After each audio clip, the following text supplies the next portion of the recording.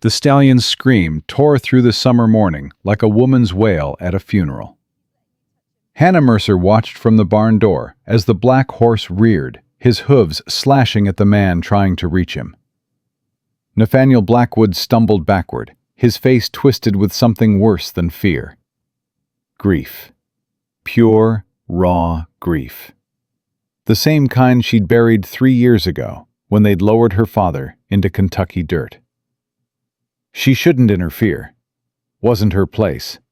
Wasn't her business. But her boots were already moving. If you want to follow Hannah and Nathaniel's journey to the very end, subscribe to my channel now. Drop a comment telling me which city you're watching from. I love seeing how far these stories travel. Now, let's begin. The stallion named Shadow had killed a man 6 weeks ago, thrown him clean off, and trampled him before anyone could intervene. The stable hand, a boy of 19 named Samuel, had died 3 days later from the injuries. His mother still wore black. His father still drank himself blind every night at the tavern, cursing the Blackwood name and the devil horse that had stolen his only son. Hannah knew all this before she rode onto Blackwood land that July morning. The whole county knew. Gossip spread faster than fever in these parts, and the story of Nathaniel Blackwood's cursed horse had become the favorite topic at every church social and general store counter from here to Lexington. Rich man can't control his own animal. Should have shot that beast months ago. Too attached to his dead brother's horse to see reason. Hannah had heard it all. She'd also heard that Nathaniel Blackwood was offering a small fortune to anyone who could break through to Shadow. 3 trainers had already tried. 3 trainers had already failed. One with a broken arm, one with cracked ribs, and one who'd simply walked away after 10 minutes, claiming the horse was possessed by the devil himself. Hannah didn't believe in possessed horses. She believed in broken ones. "You're out of your mind," old Jake had told her that morning when she'd announced her intentions. The freedman had worked for her father for 15 years before Samuel Mercer's death, and he'd stayed on to help Hannah keep the small training operation running. "That horse ain't just difficult, Miss Hannah. He's dangerous. There's a difference." "I know the difference." "Do you? Because knowing it and walking into it are 2 different things entirely." Hannah had simply tightened her horse's girth and swung into the saddle. "I need the money, Jake. The bank's coming for Papa's land in 60 days. This is the only job in the county that pays enough to stop them." Jake's weathered face had creased with worry. "Your daddy wouldn't want you risking your neck for dirt and timber." "My daddy would want me to fight for what he built." Hannah had gathered her reins. "I'll be back before dark. Don't let Mrs. Patterson's mare out of the small paddock. She's still favoring that left foreleg." Now, 3 hours later, Hannah sat on her horse at the edge of the Blackwood property, watching chaos unfold in the main paddock. Shadow was beautiful. Even in his fury, even with foam flecking his black coat and his eyes rolling white with rage, he was the most magnificent animal Hannah had ever seen. 17 hands of pure power and grace, bred from the finest Virginia stock, worth more than most men earned in a lifetime. And he was trying his damnedest to kill Nathaniel Blackwood. The man circled the paddock with careful steps, his hands raised in what was probably meant to be a calming gesture. But Hannah could see the tension in his shoulders, the rigid set of his jaw. He wasn't calm. He was desperate. "Easy now, boy." His voice carried across the morning air. "It's just me. You know me. You've known me your whole life." Shadow's answer was another scream, that terrible, grief-stricken sound that Hannah recognized in her bones. The horse charged, and Nathaniel barely scrambled over the fence in time. He landed hard on the other side, his breath knocked out, his fine clothes covered in dust. For a moment, he just lay there, staring up at the cloudless sky, with an expression of such naked despair that Hannah felt it in her chest. She dismounted and tied her horse to the fence post. The sound made Nathaniel's head turn.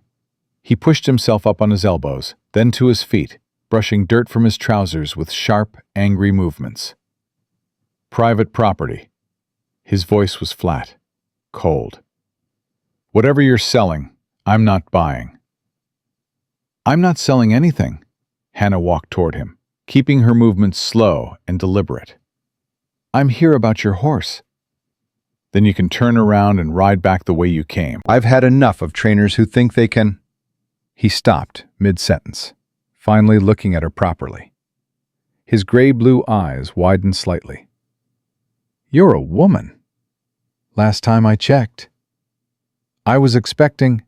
He shook his head. It doesn't matter what I was expecting. The answer is no. You haven't heard my terms yet. I don't need to. Nathaniel's jaw tightened. I've had 3 trainers nearly killed in the past 2 months. I won't have a 4th on my conscience, especially not a woman. Hannah kept her voice even, though something hot flickered in her chest. I've been training horses since before I could read, Mr. Blackwood. I learned from Samuel Mercer, and if you knew anything about horses in this county, you'd know that name means something. Recognition flickered across his face. Mercer, the trainer who died 3 years back. My father. I'm sorry for your loss. The words were automatic, polite. The words of a man who'd said them too many times to too many people. But that doesn't change my answer. Behind them, Shadow had retreated to the far corner of the paddock. He stood with his head high, watching them with dark, intelligent eyes. Hannah could feel his attention on her like a physical weight. How long has he been like this? She asked quietly. Nathaniel's expression shuddered. That's none of your concern. Since your brother died. It wasn't a question. Hannah had done her research. Edmund Blackwood, the golden heir, killed in a carriage accident along with his father last spring. Nathaniel, the second son, had inherited everything he'd never wanted. Shadow was Edmund's horse. Raised him from a foal, I heard. Now Edmund's gone and Shadow's tearing himself apart trying to find him. Nathaniel's hands clenched at his sides. Miss Mercer, I'm asking you politely to leave.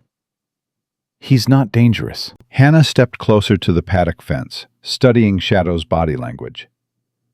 The way he held his weight, the rhythm of his breathing, the tension in his hindquarters. He's grieving. There's a difference. Tell that to Samuel Thompson's family. The words hit like a slap. Hannah turned to face him. What happened with the Thompson boy? He startled Shadow during one of his episodes.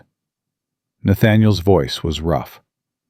Came into the stall too fast, made too much noise. Shadow reacted. By the time we got Samuel out, he stopped, swallowed hard. He was 19 years old. 19. And I killed him as surely as if I'd pushed him under those hooves myself. You didn't push him anywhere. I kept the horse. Everyone told me to put Shadow down after the accident, after Edmund. His voice cracked. He looked away, jaw working. Everyone said it was the sensible thing to do, the safe thing. But I couldn't.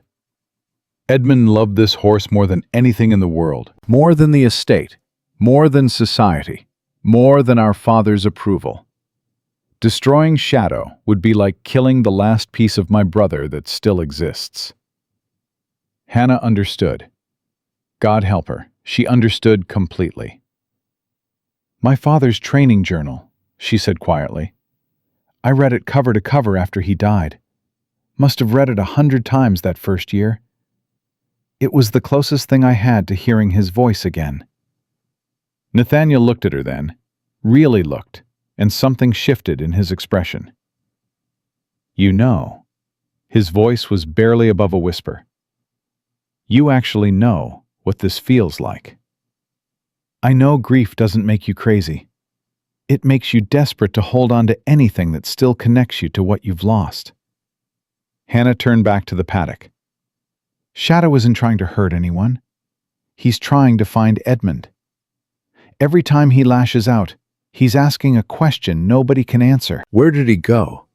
Why did he leave? Why won't he come back? And what do you tell a horse when there's no answer to give? You don't tell him anything. You show him he's not alone. Hannah gripped the fence rail. Give me 3 weeks. I'll work with Shadow every day, dawn to dusk if necessary. If I can't reach him by then, I'll walk away and you'll owe me nothing. And if you can reach him? Then you pay me what you offered the other trainers, plus a written reference I can use to build my business back up. Nathaniel was quiet for a long moment. In the paddock, Shadow shifted his weight, his ears swiveling toward their voices. Why do you need the money so badly? Nathaniel asked finally. The Mercer operation was well respected. Your father must have left you something. Hannah's pride wanted to lie. Her circumstances demanded truth. He left me debt. The words tasted bitter. Papa was a brilliant trainer, but a terrible businessman. After he died, I discovered he'd been borrowing against the land for years. The bank's calling in the notes. If I can't pay, I lose everything. The property, the horses, my home. Everything he spent his whole life building. How much? More than I can earn in a year, even if I took every job in the county. Hannah lifted her chin. But your offer would cover most of it. Enough to negotiate terms with the bank at least. Enough to buy time. Nathaniel studied her face. You'd risk your life for debt? I'd risk my life for my father's legacy. Hannah met his gaze steadily. Same as you're risking yours for your brother's horse. Something flickered in his gray-blue eyes. Recognition, perhaps, or respect. Miss Mercer. Hannah, if we're going to be working together, you might as well use my name. We're not working together yet. But there was a softening in his voice.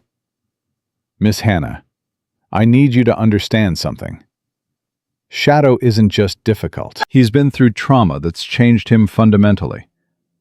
The horse Edmund raised, the gentle, trusting animal I watched follow my brother everywhere like a loyal dog, that horse is gone. What's left is something wild and wounded and dangerous. Wounded things can heal. Some wounds are too deep, and some people give up too easily. Hannah pushed away from the fence. 3 weeks, that's all I'm asking. If I fail, you've lost nothing. If I succeed, you get your brother's horse back, and I get to keep my father's land. Everyone wins. Nathaniel was silent for so long that Hannah thought he would refuse. She was already preparing arguments, already marshaling her defenses, when he spoke. There are conditions. Hannah's heart kicked against her ribs. I'm listening. You'll stay on the property. There are quarters near the stables, small but clean. I need you close to Shadow at all hours, and I won't have you riding back and forth across the county in the dark. Fine. You'll have full access to the stables, but you work alone. No one else handles Shadow during your training period. The stable hands have been told to keep their distance, and I expect you to do the same with them. No unnecessary conversations, no gossip, no, I'm not here to make friends, Mr. Blackwood. I'm here to do a job. Nathaniel. His voice softened marginally. If we're going to be working together, you might as well use my name. Their eyes met. Something passed between them, an understanding that went beyond contracts and conditions, beyond horse training and desperate circumstances. There's one more thing. Nathaniel's expression hardened. My cousin Marcus is staying at the estate. He's been concerned about my management of family affairs since Edmund's death. Concerned enough to bring in outside observers who question my every decision. What kind of observers? Investors, business associates, men who could make my life very difficult if they decided I was unfit to run the Blackwood Holdings. His jaw tightened. Marcus will see your presence here as evidence of my emotional instability. He'll try to use you to prove I've lost my judgment. Hannah understood the warning. She'd been used as ammunition before. And what do you want me to do about that? Nothing. Handle Shadow. Ignore Marcus. Don't give him any reason to claim there's something improper about our arrangement. Nathaniel's gaze held hers. Can you do that? I've been ignoring men who think they know better than me my whole life. Hannah allowed herself a small, grim smile. One more won't make a difference. For the first time, something that might have been a smile tugged at the corner of Nathaniel's mouth. When can he start? Now. He blinked. Now? Don't you need to gather your things? Make arrangements?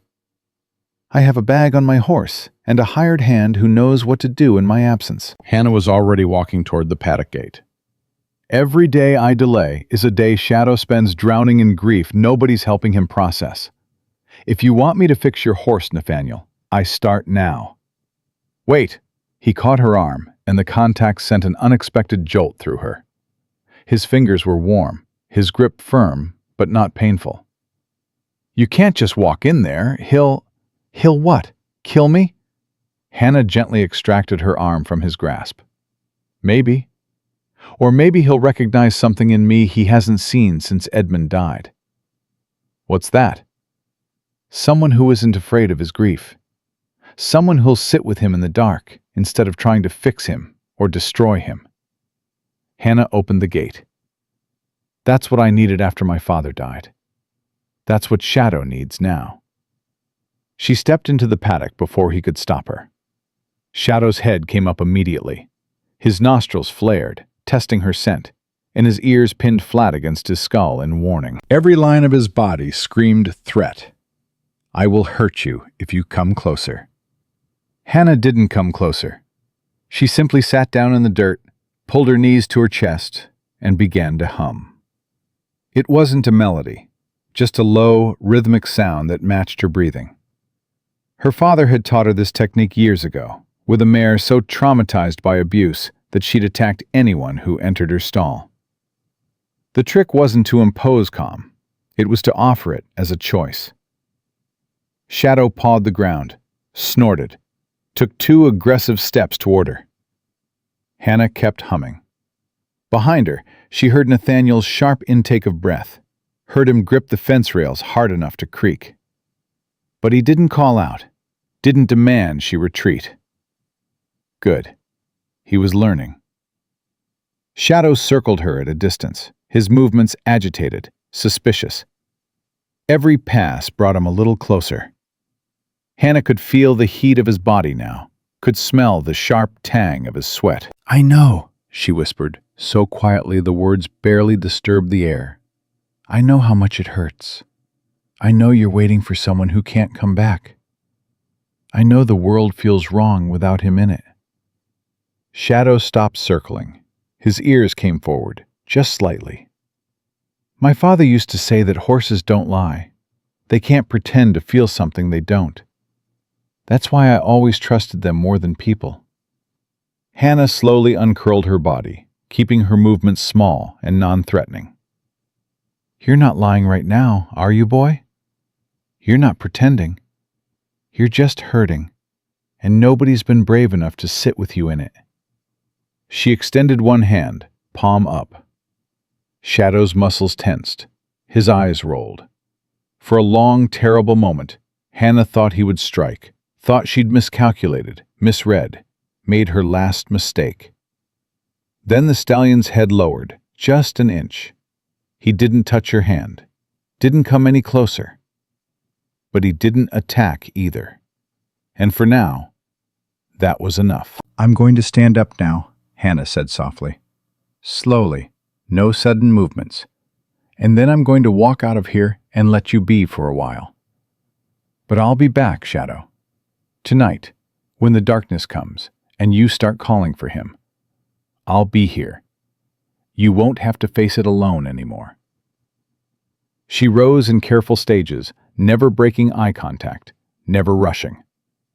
Shadow watched her with that intense, intelligent gaze, measuring, assessing, deciding whether she was threat or something else entirely.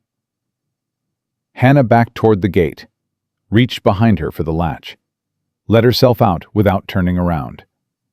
Nathaniel was staring at her like she'd just performed a miracle. "He didn't," his voice caught. "He was calm. For the first time in weeks, he was actually calm." He wasn't calm. He was curious. Hannah brushed dirt from her skirts. "That's a start, though. Tomorrow, I'll try for tolerant. The day after that, maybe we'll work up to accepting." "How did you know? How did you know he wouldn't hurt you?" "I didn't," Hannah met his gaze. "But I knew he needed someone to stop being afraid of him long enough to listen. Sometimes that's all any of us need." Nathaniel was quiet for a moment, something complicated moving behind his eyes. "The quarters near the stables," he said finally. "I'll have them prepared. And Miss Hannah?" "Just Hannah." "Hannah, then." His voice softened in a way that made something flutter unexpectedly in her chest. "Thank you. For trying. For understanding." She nodded, not trusting herself to speak. Because the truth was, she hadn't just understood Shadow's grief. She'd recognized Nathaniel's, too. The desperate, guilty, complicated grief of someone who'd lost everything they'd built their identity around. The grief of being left behind. The grief of inheriting a life you never asked for. And that recognition was more dangerous than any horse. Hannah turned toward the stables to find her quarters, already counting the ways this job could destroy her. 3 weeks, she reminded herself. 3 weeks to save Shadow, earn her money, and leave before she made the same mistake she'd made with Thomas Whitfield. Before she let herself hope for something she'd learned the hard way she could never have. But as she walked away, she could feel Nathaniel's eyes on her back. And Shadow's too. Both of them watching. Both of them wondering.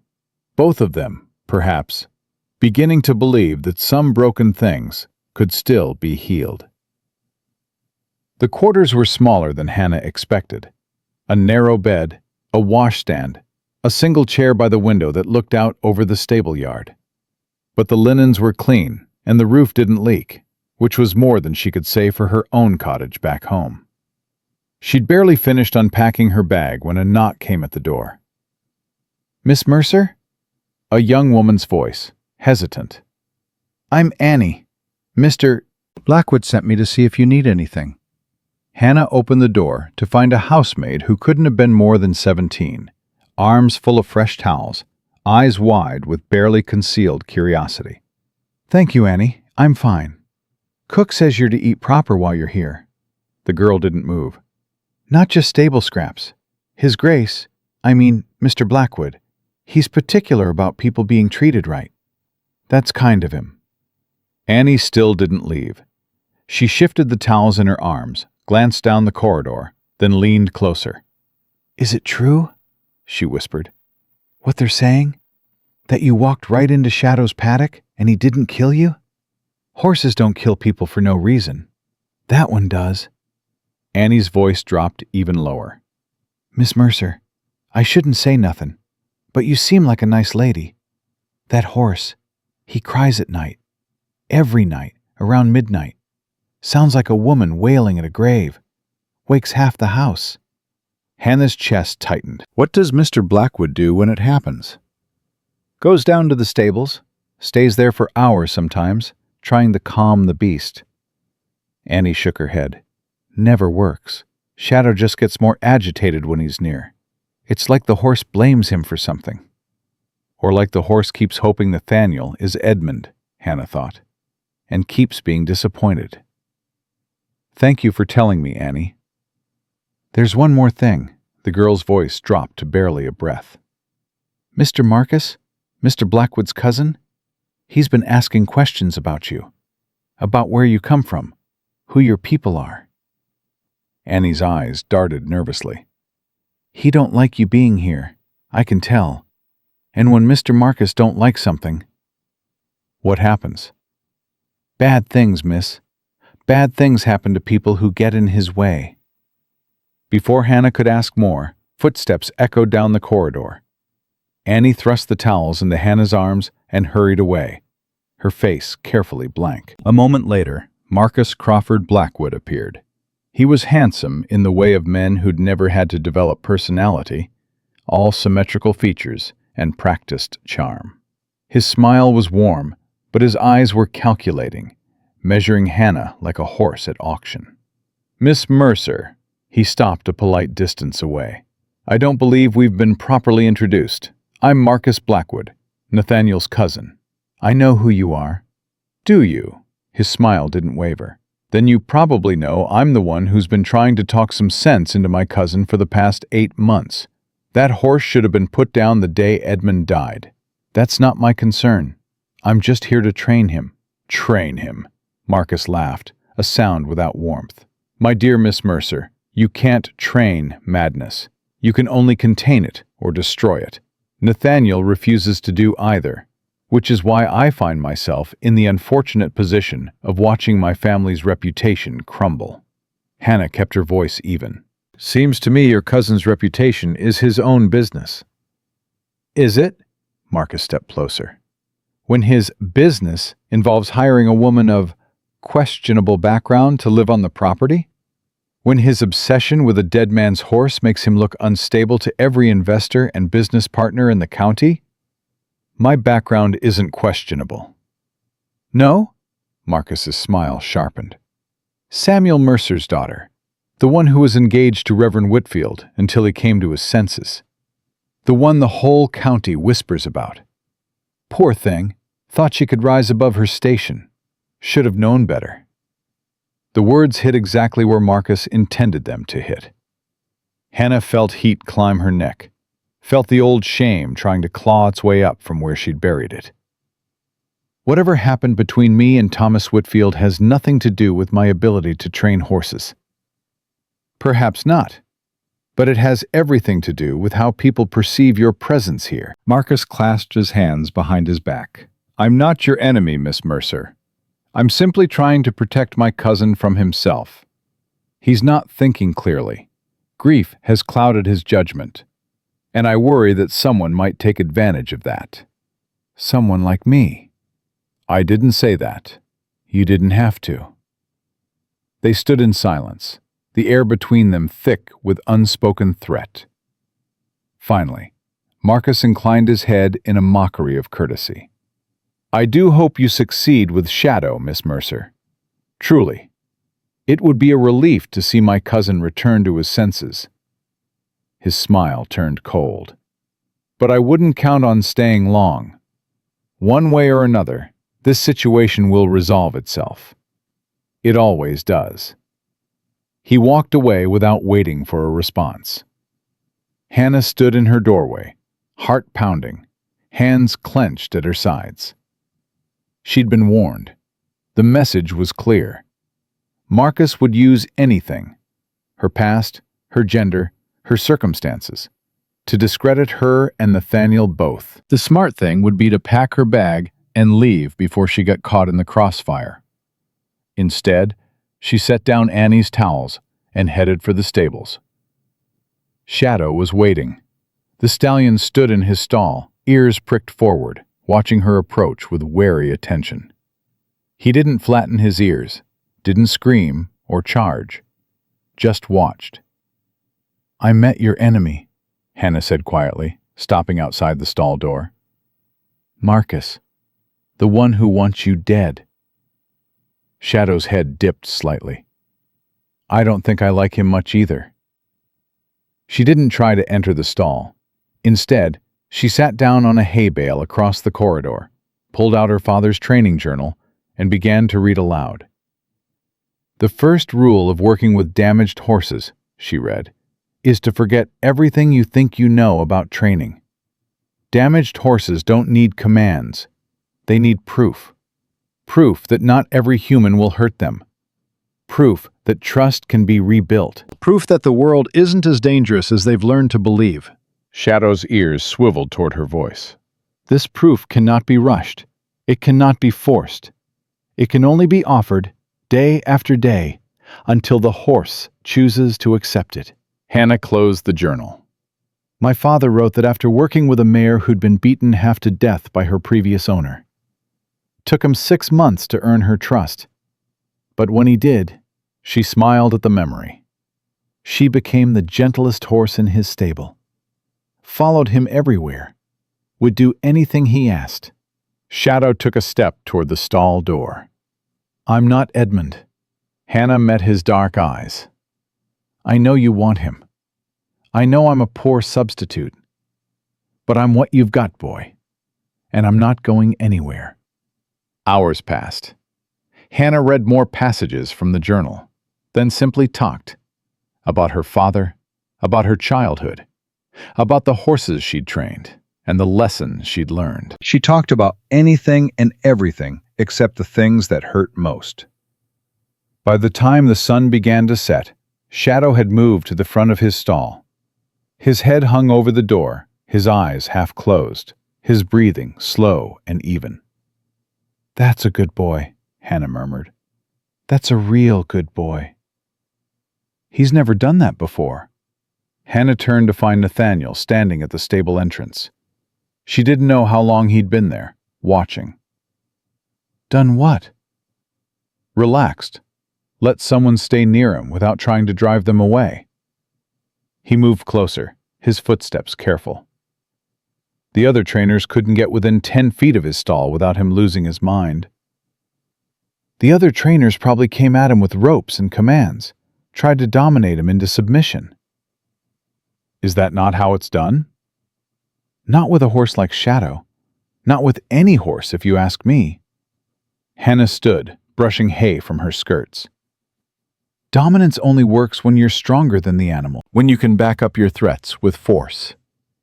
But that kind of training breaks something in them.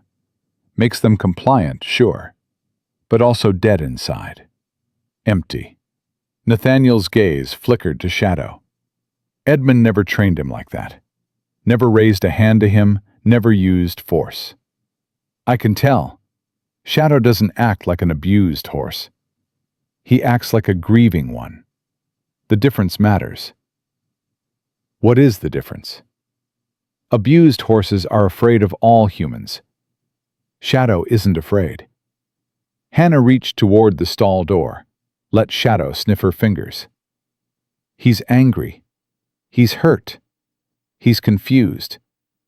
But he's not afraid. That means the trust Edmund built is still there, buried under all that grief. I just have to find a way to reach it. How? Patience. Time. Proving myself worthy of the trust Edmund earned. Nathaniel was quiet for a moment. Then, softly, You make it sound simple. It's not. It's the hardest thing in the world. Hannah looked at him. But it's the only thing that works. Their eyes met. Something passed between them. Recognition. Understanding. The beginning of something neither of them was ready to name. I should go, Nathaniel said abruptly. Marcus is expecting me for dinner. There are investors visiting, men I can't afford to offend.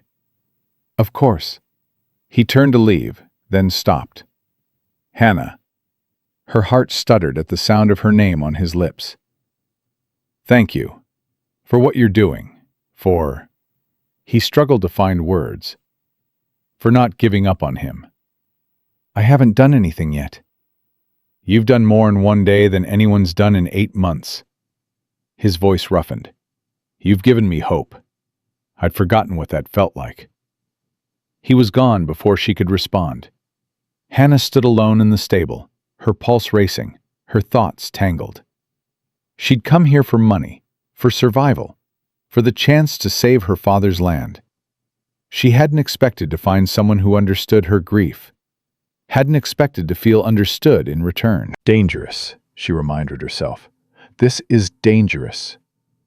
But when she looked at Shadow, standing calm and quiet for the first time in months, she couldn't make herself care. Midnight came like a hammer falling. Hannah had been dozing in the stable corridor, wrapped in a blanket, when the first cry split the silence.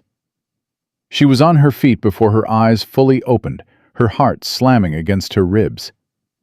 Shadow's scream tore through the stable, that terrible, grief-stricken wail Annie had described. The sound of a soul being ripped apart. Hannah moved toward his stall without thinking. The stallion was pacing in tight circles, his eyes rolling white, his breath coming in harsh gasps. Every few seconds he would stop and scream again, calling out into the darkness for someone who would never answer. "I'm here," Hannah said, unlatching the stall door. "Shadow, I'm here." The horse spun toward her, his muscles bunched, his teeth bared.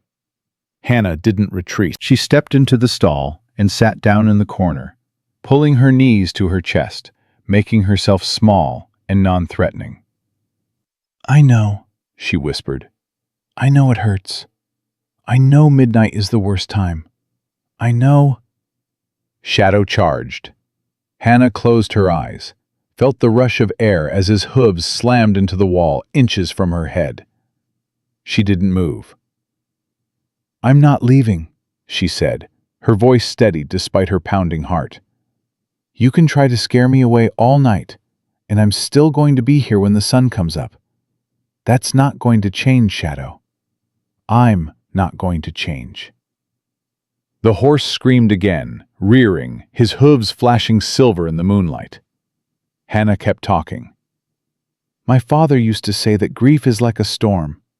It comes in waves, and the only way through is to ride them out. You can't outrun a storm. You can't fight it. You just have to survive it until it passes." Shadow's hooves came down. He stood trembling, foam dripping from his lips, his sides heaving. "The first year after Papa died, I used to wake up at midnight too. Every night, like clockwork. I'd lie there in the dark, listening for his footsteps, his voice, the sound of him coming home from the stables." Hannah's throat tightened. "And every night, I'd remember all over again that he wasn't coming back, that I was alone, that the silence was forever." Shadow's head turned toward her. His ears came forward, just slightly. "I'm not going to pretend I can fix this. I can't bring Edmund back any more than I can bring my father back. But I can sit with you in the dark. I can ride out the storm beside you. And I can promise you this." Hannah extended her hand, palm up. "You're not alone anymore. Neither of us is." The stallion took one step toward her, then another. His nose touched her palm. Hannah's breath caught. She didn't move, didn't grab for his halter, didn't try to take advantage of the moment. She just let him stand there, let him feel her warmth, let him make the choice to trust. "Good boy," she breathed. "Such a brave, good boy." Shadow's head lowered. He pressed his forehead against her shoulder, and a long, shuddering sigh escaped him. Hannah wrapped her arms around his neck and held on. They stayed like that until the shaking stopped, until Shadow's breathing slowed, until the worst of the storm had passed. "Well now," Hannah looked up to find Nathaniel standing in the stall doorway. He was in shirt sleeves and hastily fastened trousers, his hair mussed from sleep, his feet bare. He must have heard the screaming and come running. But he wasn't looking at Shadow.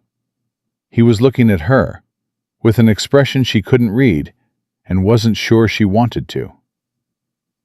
"How long have you been there?" she asked quietly. "Long enough." His voice was rough. "Long enough to see something I didn't think was possible." Shadow lifted his head at the sound of Nathaniel's voice. For a moment, the horse's muscles tensed, and Hannah braced for another outburst. But Shadow only looked at Nathaniel. looked at him, really looked, with those dark, intelligent eyes. Then the stallion turned back to Hannah and pressed his nose against her shoulder again. "He's choosing you," Nathaniel whispered. "After everything, after all these months of refusing to let anyone close, he's choosing you. He's choosing not to be alone." Hannah stroked Shadow's neck. "That's not the same thing." "Isn't it?" The question hung in the air between them. Nathaniel stepped into the stall, moving slowly, carefully. Shadow's ears flickered, but he didn't bolt, didn't scream, just watched with wary attention as Nathaniel crouched down beside Hannah. "You were right," he said quietly, "about the grief, about needing someone to sit with you in the dark." He wasn't looking at the horse anymore. "I've been trying to fix him for 8 months, trying to force him to get better, to move on, to stop hurting. I never thought to just be there. It's not easy, sitting with someone else's pain without trying to fix it." "No, it's not." Nathaniel's eyes met hers. "But you make it look that way." "I've had practice." "Your father?" "My father. And Thomas." Hannah looked away. "After he broke things off, after the whole county turned on me, I had to learn how to survive grief on my own. Nobody sat with me. Nobody offered to ride out the storm. I just had to endure it, alone." "That sounds unbearable." It was. She managed a small, bitter smile. "But it taught me something important. Pain shared is pain halved, and pain carried alone doubles every day until it crushes you." Nathaniel was quiet for a long moment. Then, slowly, he reached out and placed his hand over hers where it rested on Shadow's neck. "You're not alone anymore either," he said softly. "Whatever else happens, whatever Marcus does or the county thinks, you're not alone here. I won't let you be." Hannah's heart clenched. She should pull away, should remind him of propriety, of consequences, of all the reasons this was dangerous. Instead, she turned her hand over and laced her fingers through his. They sat together in the straw, hands intertwined, while Shadow breathed slow and steady beside them.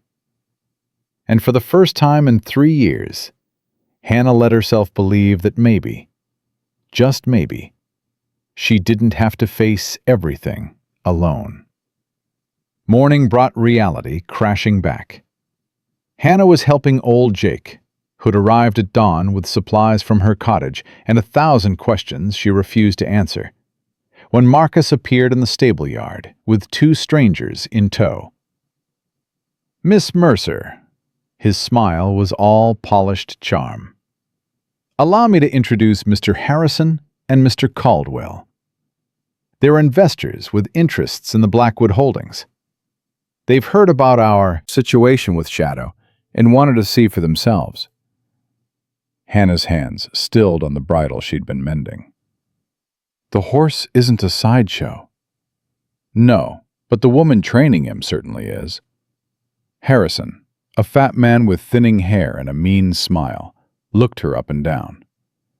"Never seen a female horse trainer before.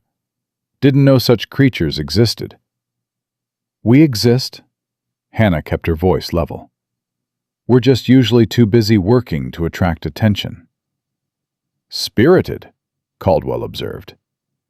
He was younger than Harrison, with sharp eyes that missed nothing. "I can see why Nathaniel's taken an interest." The implication was clear.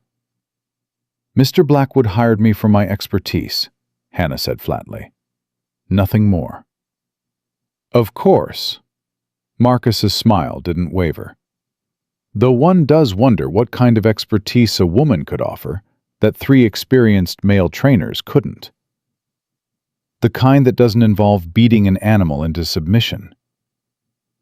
Silence fell over the stable yard. Harrison and Caldwell exchanged glances. "She's got fire," Harrison muttered. "I'll give her that." "Fire isn't what the Blackwood estate needs," Marcus's voice cooled. "What it needs is stability, sound judgment, evidence that the current master is capable of making rational decisions instead of emotional ones." "Keeping his brother's horse alive seems rational to me," Hannah said. "Does it? Spending a fortune on trainers? Risking lives? Allowing a dangerous animal to remain on the property where it killed a man 6 weeks ago?" Marcus shook his head. "That's not rationality, Miss Mercer. That's sentiment. And sentiment has no place in business." "Then it's a good thing I'm not in business. I'm in horse training." Before Marcus could respond, Nathaniel's voice cut across the stable yard. "Gentlemen, I didn't realize we had visitors." He strode toward them with the controlled grace of a man who'd learned to mask his emotions. But Hannah saw the tightness around his eyes, the tension in his shoulders. He'd heard everything. "Nathaniel," Marcus's smile turned brotherly. "I was just showing Harrison and Caldwell the famous shadow. They wanted to see what all the fuss was about. The horse isn't available for viewing." "Come now, cousin. Surely there's no harm in—" "I said no." Nathaniel's voice was quiet, but it carried the weight of absolute authority. "Shadow is in training. He's not to be disturbed. Those are Miss Mercer's conditions, and I agreed to them." "Miss Mercer's conditions," Harrison laughed. "You're taking orders from a horse trainer now, Blackwood?" "I'm respecting the expertise I hired." "Expertise," Caldwell's lip curled. "Is that what we're calling it?" The air crackled with tension. Hannah saw Nathaniel's hands clench at his sides, saw the muscle jump in his jaw. He was a heartbeat away from saying something that would make everything worse. "Gentlemen," she stepped forward before Nathaniel could speak. "If you want to see Shadow, you're welcome to observe from outside the paddock, but I won't have him agitated by strangers, not when we're making progress." "Progress?" Marcus raised an eyebrow. "You've been here less than 2 days." "And in those 2 days, Shadow has allowed me into his stall during his midnight episodes. He's accepted touch. He's shown signs of trusting again." Hannah met Marcus's gaze steadily. "That's more progress than 3 months of traditional training achieved." "Words," Harrison dismissed. "Anyone can claim progress. Proof is another matter." "Then give me time to provide proof." "How much time?" 3 weeks. That was the agreement." Harrison looked at Marcus. Marcus looked at Caldwell. Some silent communication passed between them. 3 weeks, Marcus said finally. "And at the end of that time, you'll demonstrate this so-called progress publicly, in front of witnesses." Hannah's stomach dropped. A public demonstration. With investors watching, judging, waiting for her to fail. "That wasn't part of the original agreement," Nathaniel said sharply. "Consider it an amendment." Marcus's smile turned predatory. "Unless, of course, you're not confident in Miss Mercer's abilities." The trap was elegant. If Nathaniel refused, he'd look like he was hiding failure. If he agreed, Hannah would have to perform under impossible pressure, with an audience designed to ensure she failed. "I'll do it." Both men turned to stare at her. "Hannah," Nathaniel started. 3 weeks, she cut him off, her voice steady despite her racing heart. "At the end of 3 weeks, I'll demonstrate Shadow's progress in front of whoever you want to bring. If I fail, I'll leave quietly and Mr. Blackwood owes me nothing. If I succeed, you'll stop questioning his judgment and let him run his estate in peace." Marcus's eyes narrowed. "Bold terms." "I'm a bold woman." For a long moment, no one spoke. Then Marcus laughed, a genuine sound this time, though it held no warmth. "Very well, Miss Mercer. 3 weeks. We'll see if your confidence is justified." He turned to Harrison and Caldwell. "Gentlemen, I believe we have a wager to discuss." They walked away, leaving Hannah and Nathaniel alone in the stable yard. "You shouldn't have done that." Nathaniel's voice was tight. "You don't know what Marcus is capable of. He'll do everything in his power to make sure you fail." "I know exactly what he's capable of." Hannah turned to face him. "I've dealt with men like Marcus my whole life. Men who think they can break you just by making you afraid. And I'm done being afraid." She lifted her chin. 3 weeks. That's what I promised you. That's what I'll deliver." "Hannah." He stepped closer, close enough that she could see the flecks of gold in his gray-blue eyes. "If this goes wrong, it won't just hurt you. It'll give Marcus exactly what he needs to take control of the estate, to destroy everything Edmund and I. Then we won't let it go wrong." "How can you be so certain?" "I'm not."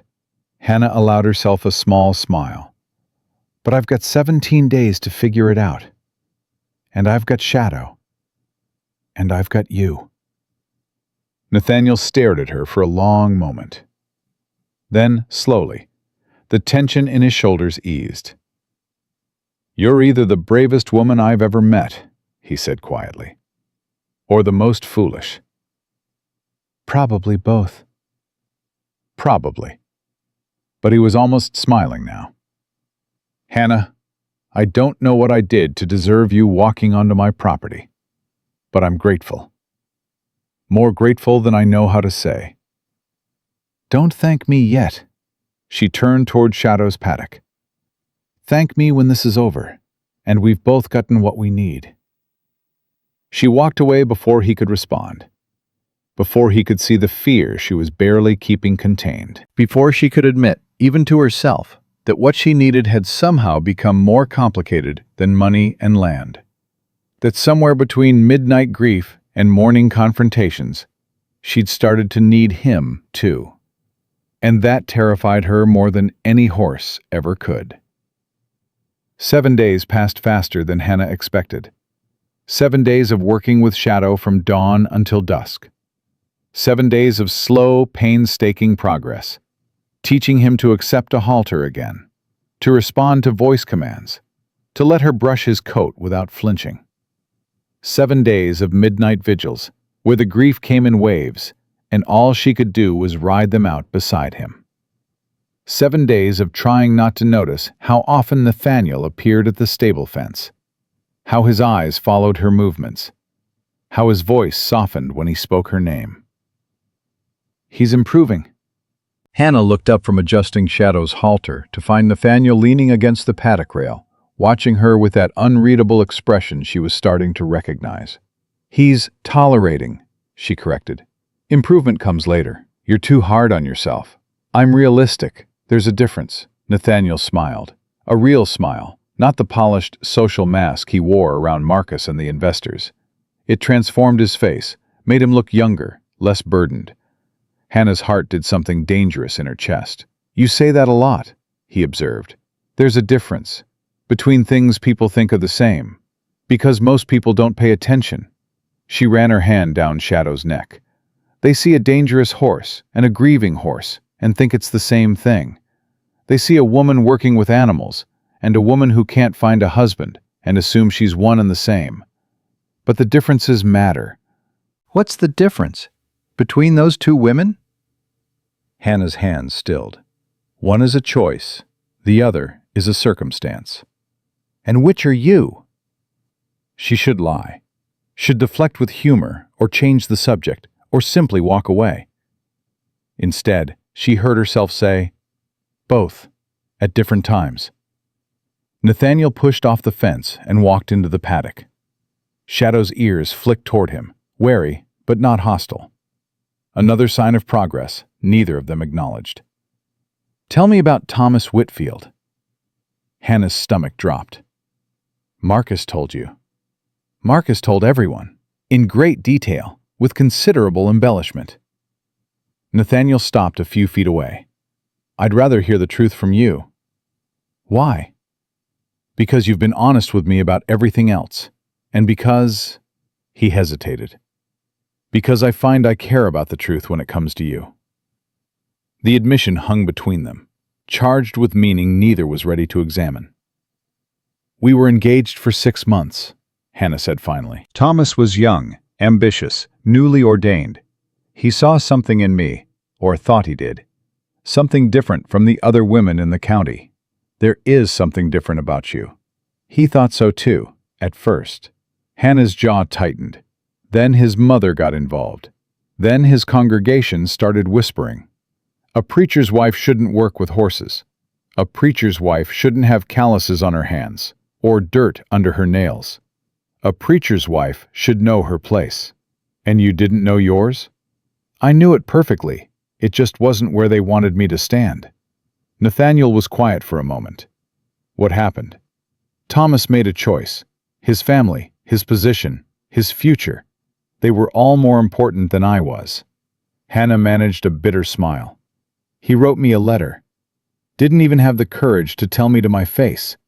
Said he'd been premature in his affections.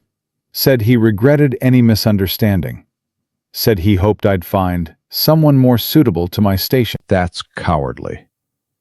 That's practical. He chose what mattered most to him. I can't fault a man for knowing his own heart. Can't you? Nathaniel stepped closer. I fault him.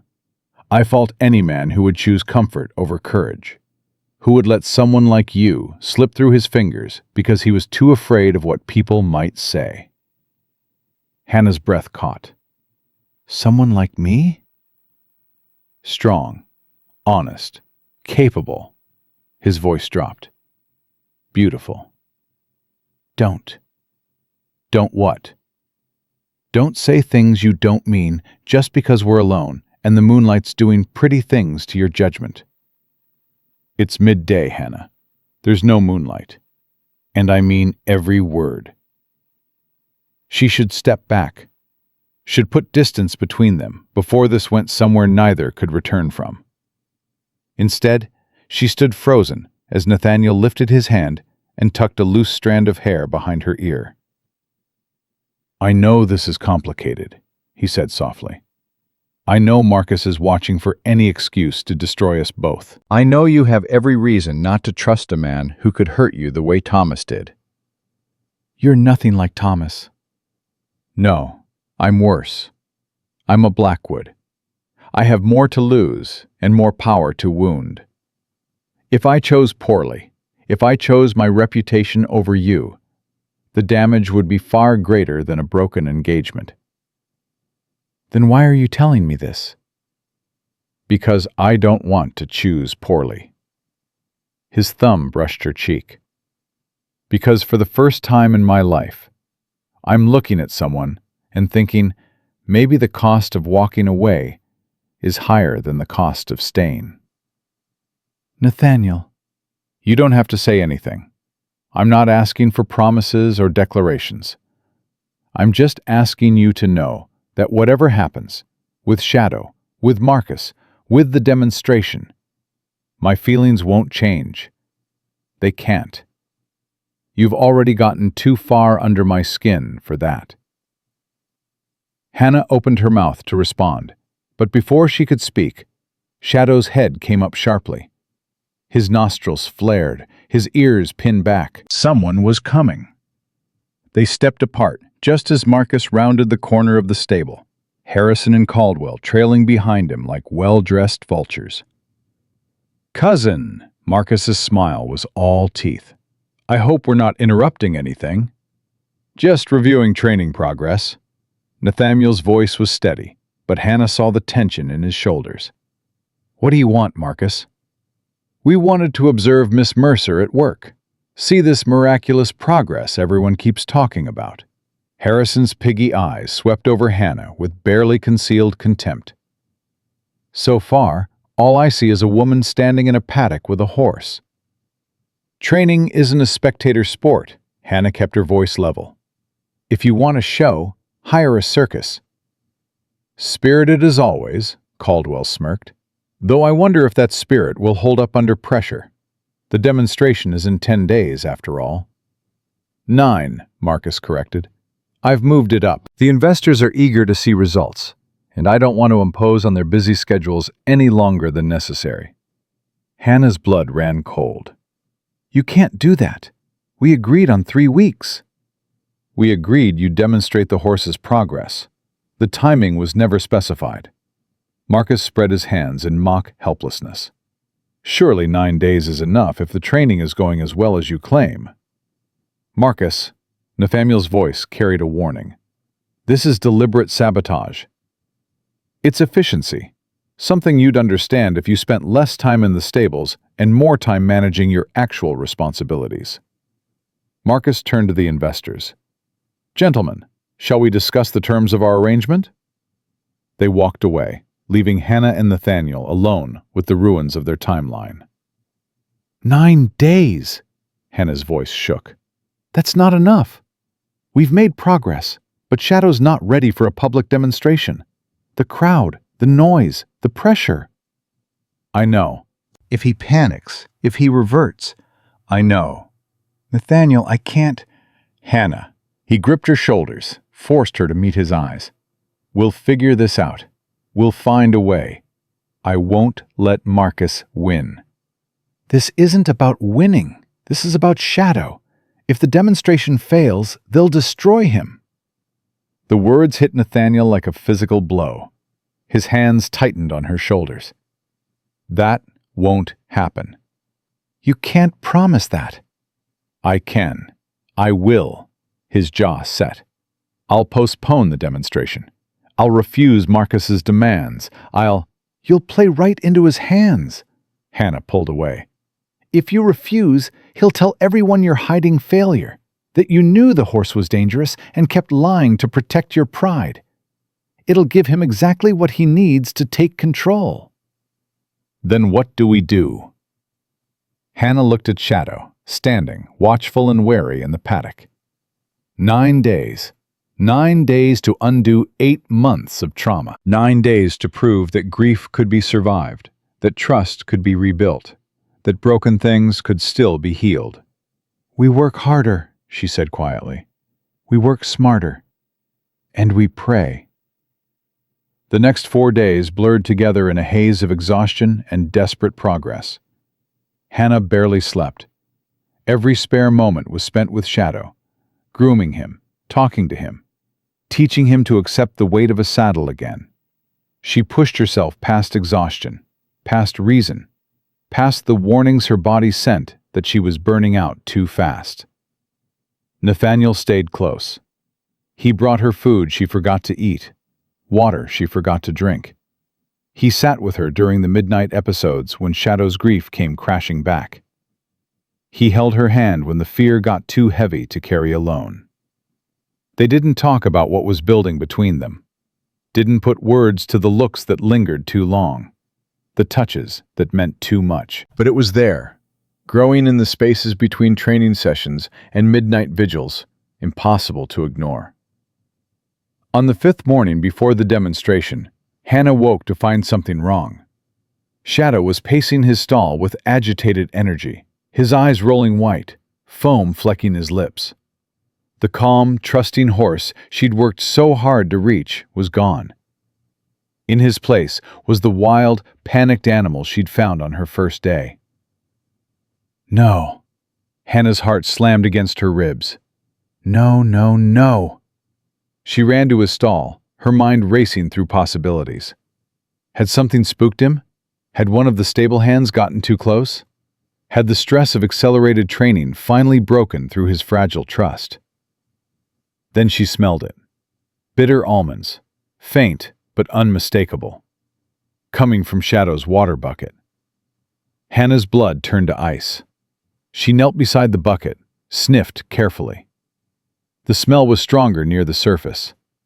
Someone had put something in Shadow's water, something designed to make him panic, to undo everything she'd built, to ensure the demonstration would be a disaster. Nathaniel! Her scream echoed across the stable yard. He came running, coat half-buttoned, hair wild from sleep. Hannah, what? Someone poisoned him! Her voice cracked. The water! Smell it! Nathaniel knelt beside her, inhaled sharply. His face went white. When? Sometime last night, after I left. Hannah's hands were shaking. I checked him at midnight. He was fine, calm, trusting. Her voice broke. God, he was finally trusting, and someone— Marcus. We can't prove it. I don't need proof. I know my cousin. Nathaniel's jaw set like stone. He's been waiting for this, waiting for us to make progress so he could tear it all down. What do we do? First, we help Shadow, get the poison out of his system. Nathaniel was already moving. Then, we figure out how to salvage this. The next hours were agony.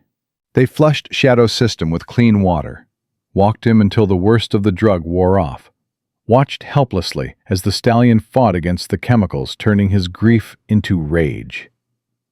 Hannah stayed with him through all of it, murmuring reassurances, absorbing his fear, refusing to let him face the darkness alone. By nightfall, Shadow had calmed enough to stand quietly in his stall. But the progress they'd made, the trust, the acceptance, the fragile bridge between his grief and hope, was shattered. They were back to the beginning, and they had 4 days left. I can't do it. Hannah sat on a hay bale in the stable corridor, her head in her hands. The admission felt like swallowing broken glass. Hannah, don't. She looked up at Nathaniel with burning eyes. Don't tell me it'll be fine. Don't tell me we'll figure it out. 4 days isn't enough to rebuild what we lost. Shadow's traumatized all over again. The demonstration is going to be a disaster, and Marcus is going to win, and they're going to destroy him. Stop. Nathaniel dropped to his knees in front of her, took her face in his hands. Stop, he repeated, softer. Listen to me. Nathaniel, no. It's my turn to talk. His thumbs brushed away tears she hadn't realized were falling. I watched you walk into that paddock on your first day, knowing Shadow could kill you. I watched you sit with him through nights of grief that would have broken anyone else. I watched you rebuild trust with patience and gentleness and a courage I've never seen in anyone, man or woman. And it wasn't enough. It was everything. His voice cracked. Hannah, don't you understand? What you've done in 2 weeks is more than anyone else managed in 8 months. You didn't fail. You were sabotaged by a man who knew he couldn't beat you fairly. The result is the same. The result is not the same. Nathaniel's grip tightened. The result is that I know, beyond any doubt, that you are the most extraordinary person I have ever met. The result is that Shadow knows, in whatever way horses know things, that you were willing to sit with him in his darkest moments. The result is that He stopped, his breath caught. You what? Hannah whispered. I love you. The words fell into the silence like stones into still water. I love you, Nathaniel repeated, his voice raw. I didn't mean for it to happen. I didn't want it to happen. My life is complicated enough without adding something this impossible to the mix. But here we are. And I can't let you sit here believing you failed, when the truth is, you've changed everything. Nathaniel, you don't have to say it back. I'm not asking for promises. I just need you to know that whatever happens in 4 days, whether Shadow performs perfectly or falls apart completely, it won't change how I feel. It won't change what I want. What do you want? You, simple, absolute. However I can have you. As my trainer, my partner, He hesitated. Whatever you're willing to be. I want you, Hannah Mercer, and I'm done pretending I don't. Hannah stared at him, her heart hammering, her thoughts scattered like leaves in a storm. She should be practical, should point out all the reasons this couldn't work. The class difference, the scandal, Marcus's scheming, her own history with men who made promises they couldn't keep. Instead, She kissed him. It wasn't gentle or tentative. It was fierce and desperate and full of every emotion she'd been trying to suppress since the day she'd walked onto his property. Nathaniel made a sound of surprise against her lips. Then his arms came around her and he was kissing her back with equal intensity. When they finally broke apart, they were both breathing hard. "That wasn't wise," Hannah managed. "No." Nathaniel's smile was crooked. "But it was honest. And I'll take honest over wise any day. The demonstration. We'll face it together, whatever happens. And if it goes wrong, then we'll face that together too." He pressed his forehead to hers. "I'm done running from things that scare me, Hannah.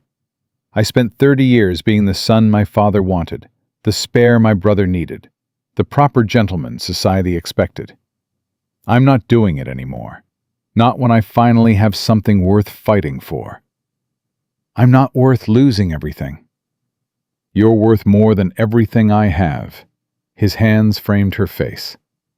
"My father built a life on propriety and appearances and doing what was expected. He died bitter and alone. I won't make the same mistake, not when the alternative is standing right in front of me." Hannah wanted to argue, wanted to protect him from his own reckless hope. But the truth was, she needed to believe too. Needed to believe that something good could survive the wreckage Marcus was determined to create. 4 days, she said quietly. "We have 4 days to do the impossible. Then we'd better get started." They worked through the night. Hannah sat with Shadow through another midnight episode. Gentler this time, the poison finally clearing his system. She talked to him about Edmund, about loss, about the particular cruelty of having trust shattered just when you'd started to rebuild it. Nathaniel stayed close, watching, learning. When Shadow's screams finally faded to exhausted silence, it was Nathaniel who brought the blanket to wrap around Hannah's shoulders. Nathaniel, who sat beside her in the straw and held her hand while she trembled with exhaustion. "He's listening again," Nathaniel said quietly. "Even after everything, he's listening to you." "Because I'm not giving up on him." Hannah leaned into his warmth. "That's all any of us want, really. Someone who won't give up." "Is that what you want?" "I want to believe it's possible." She looked at him with tired eyes. "I want to believe that someone can choose me, really choose me, not just for a season, but for keeps. I want to believe that grief doesn't have to be the end of the story." "It's not." Nathaniel's arm came around her. "Not for Shadow. Not for you. Not for us." They sat together until dawn broke over the stable yard, painting the sky in shades of gold and rose. And when the new day began, they faced it together, bruised but not broken, terrified but not defeated. 4 days from either triumph or disaster, and somehow, impossibly, still hoping for a miracle. The morning of the demonstration dawned hot and still. Hannah stood at Shadow's stall, watching the stallion's breathing, reading every twitch of muscle and flicker of ear for signs of the progress they'd clawed back over the past 4 days. It wasn't enough. She knew it wasn't enough. But it was all they had. "You don't have to do this." She turned to find Nathaniel behind her, dressed formally for the crowd that would soon descend on this property. His face was drawn, shadows carved beneath his eyes from nights spent helping her work through Shadow's recovery. "Yes, I do. Hannah, if I don't ride, Marcus wins. Shadow dies. You lose everything." She kept her voice steady through sheer force of will. "That's not an option I can live with. And if something happens to you," his voice cracked, "that's not something I can live with." Hannah turned to face him fully. In the dim light of the stable, with no audience to perform for, she let him see everything. The fear, the determination, the love she'd stopped trying to hide. "Then you'll know I went down fighting for something that mattered." She reached up, touched his face. That's more than most people get. Don't talk like you're already defeated.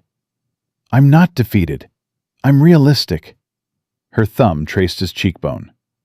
Shadow might panic. The crowd, the pressure, everything Marcus has planned. It might be too much. But I'm going to try anyway. And if I fail, at least I'll fail honestly. Hannah, tell me you love me. The demand startled him. What? Tell me, one more time, before all of this starts and we don't have a moment alone again. Nathaniel's hands came up to frame her face. I love you. I love you more than I've ever loved anything in my life. I love your courage and your stubbornness, and the way you see past every wall I've ever built. I love that you sat with my brother's horse through grief that should have been mine to carry. I love... She kissed him to stop the words, because if he kept going, she would break, and she couldn't afford to break right now. When they pulled apart, she managed a shaky smile. Hold on to that thought. Forever, if you'll let me. Ask me again tonight, after this is over. I'll ask you every night for the rest of our lives. His forehead pressed against hers. Just promise me you'll be careful. I'll be brave. That's the best I can offer. Then I'll take it. They stood together for one more moment, stealing peace from the chaos bearing down on them. Then Hannah stepped back, squared her shoulders, and became the horse trainer the world expected to see. Time to do the impossible. The paddock was surrounded by spectators. Marcus had outdone himself. Beyond Harrison and Caldwell, he'd invited half the county, landowners, businessmen, society ladies with their parasols and their hungry eyes. They'd come to see a scandal, to watch a woman fail at a man's work, to confirm every prejudice they'd ever held about grief and horses and people who didn't know their place. Hannah felt their judgment like heat from a fire. Quite a crowd. Old Jake appeared at her elbow, his weathered face tight with worry. Miss Hannah, you don't have to. Yes, I do. That horse ain't right. I can see it from here. The way he's moving, the whites of his eyes. I know. Then why? Because sometimes doing the right thing looks like suicide to everyone watching. Hannah met his eyes. My daddy taught me that. Jake's expression softened. He'd be proud of you, girl, whatever happens today.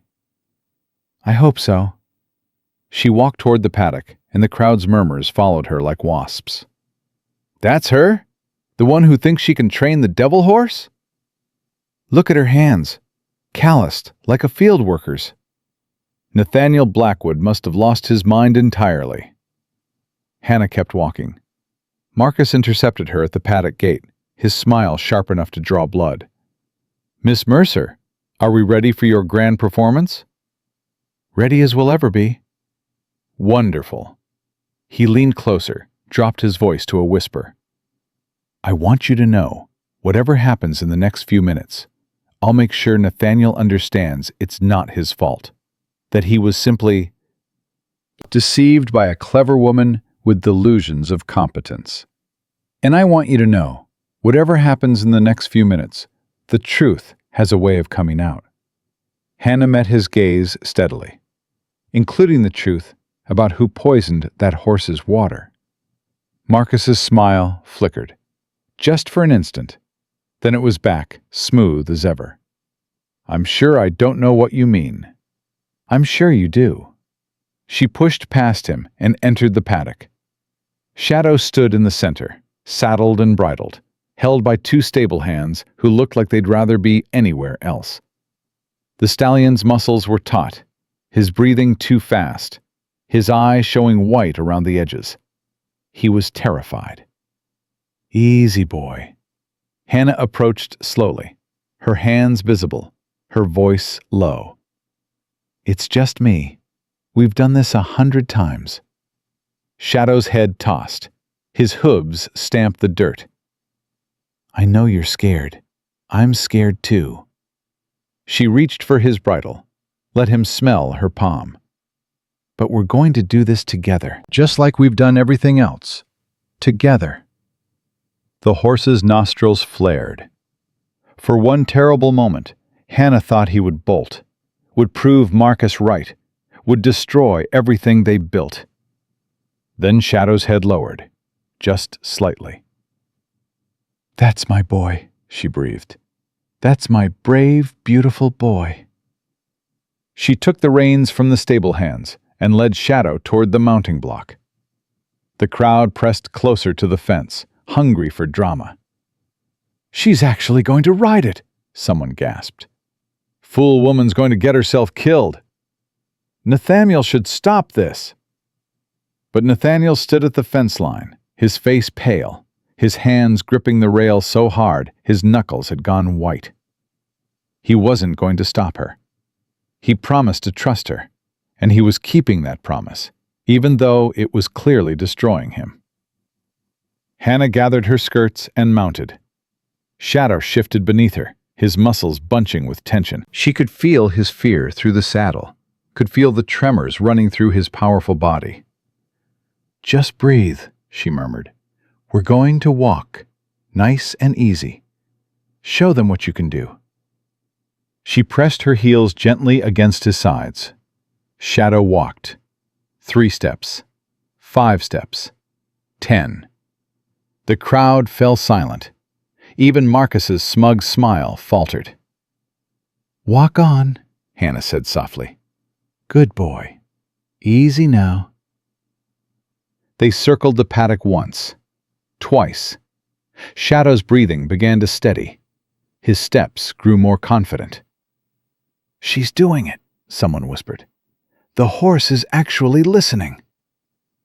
Hannah allowed herself one small moment of hope. Maybe they could pull this off after all. Maybe Shadow's recovery had been enough. Maybe... A sharp crack split the air. Someone in the crowd had dropped something. A parasol, a walking stick. Hannah never knew what. But the sound hit Shadow's traumatized nerves like a gunshot. The stallion screamed. His whole body convulsed with terror. Hannah felt him coil beneath her, felt the explosion building in his muscles. "Easy!" she grabbed for his mane. "Shadow, easy!" He reared.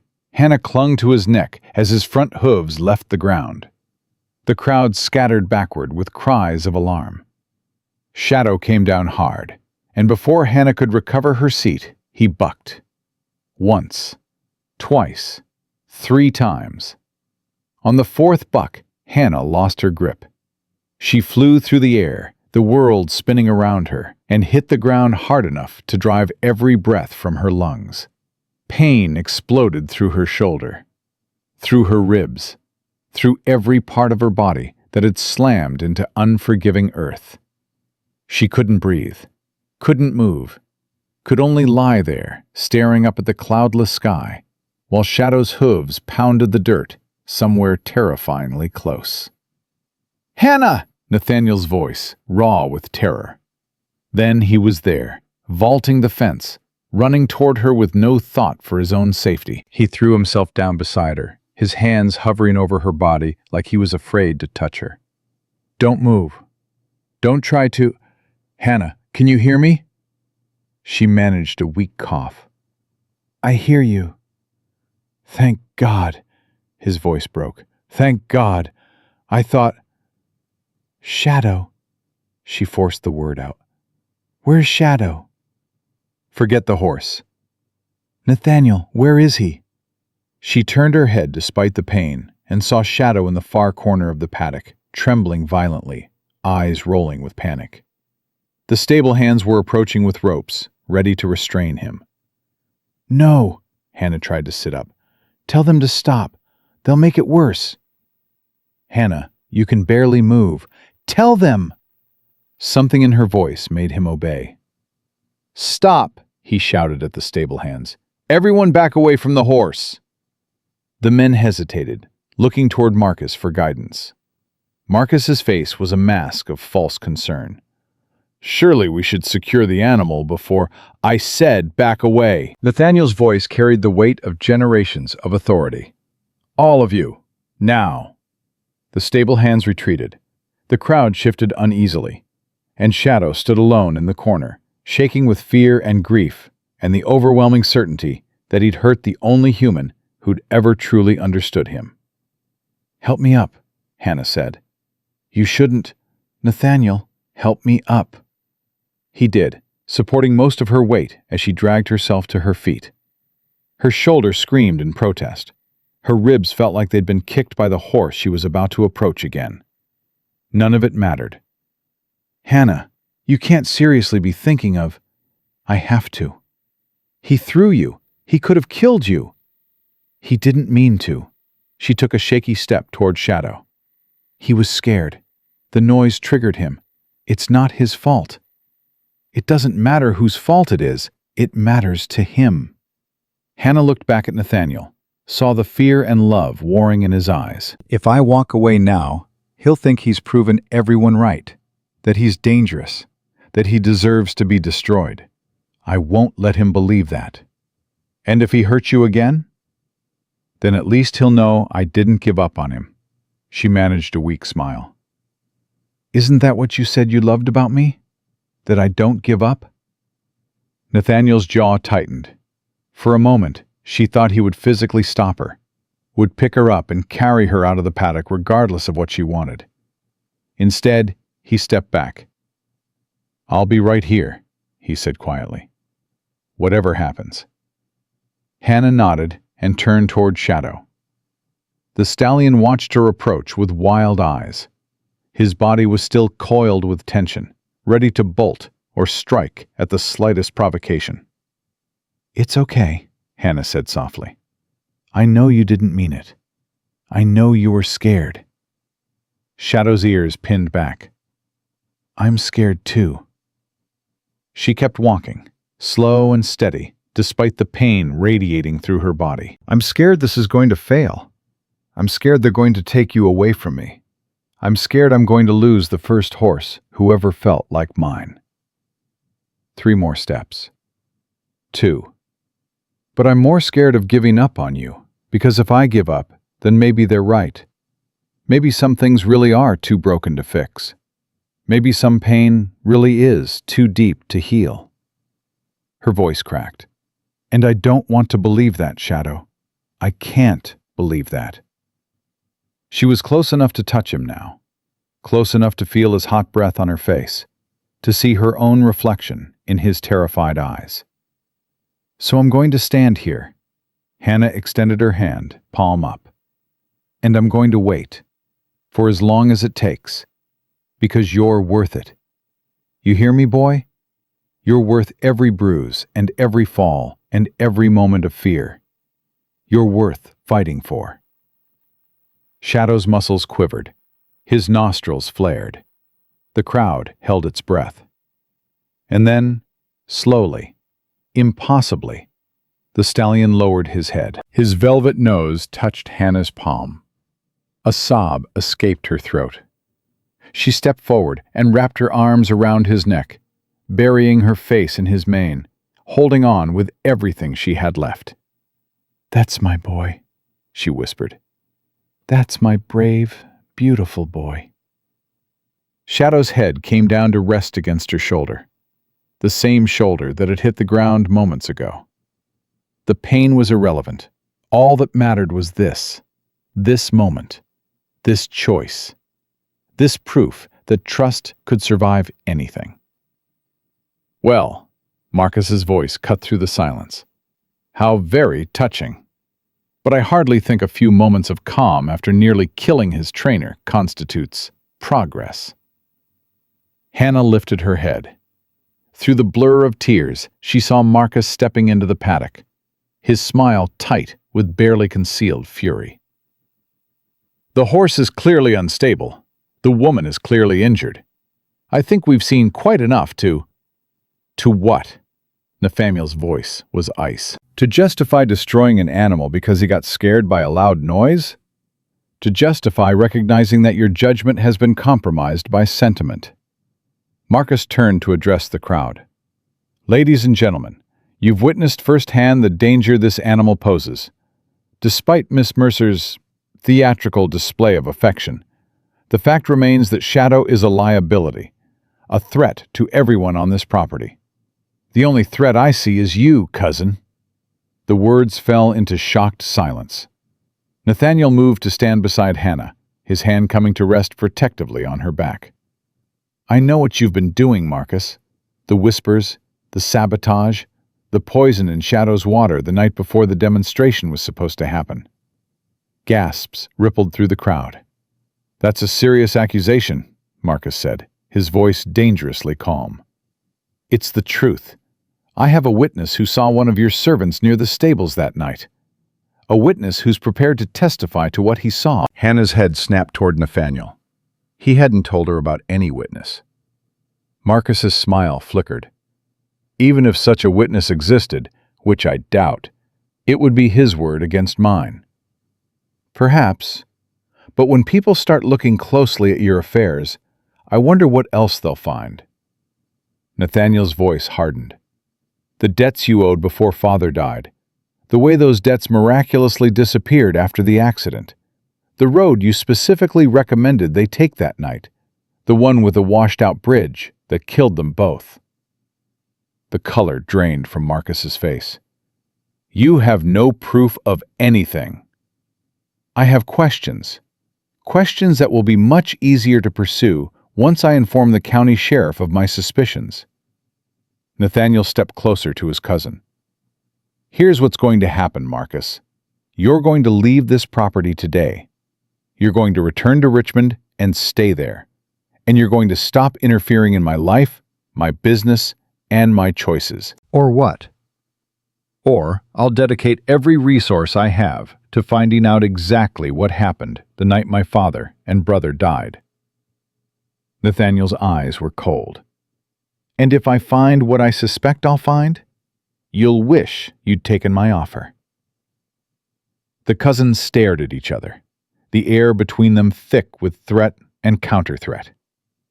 Finally, Marcus looked away. "This isn't over," he said quietly. "Yes, it is," Nathaniel's voice carried clearly across the paddock. "Ladies and gentlemen, I apologize for the theatrics. As you can see, my cousin has some personal matters to attend to. The demonstration is concluded." Marcus stalked toward the gate, his face twisted with fury. Harrison and Caldwell exchanged uncertain glances, then followed him. The crowd began to disperse, buzzing with whispers about accusations and witnesses and family secrets. And Hannah stood in the center of it all, still clinging to Shadow's neck, trying to process what had just happened. "You had a witness?" she managed. "Old Jake," Nathaniel's voice softened. "He couldn't sleep that night. Saw Marcus's man near the stables around midnight. Didn't think anything of it until you discovered the poison." "Why didn't you tell me?" "Because I wasn't sure it would be enough, and because—" He hesitated. "Because I wanted you to ride for the right reasons, not because you thought we had a backup plan." Hannah shook her head in disbelief.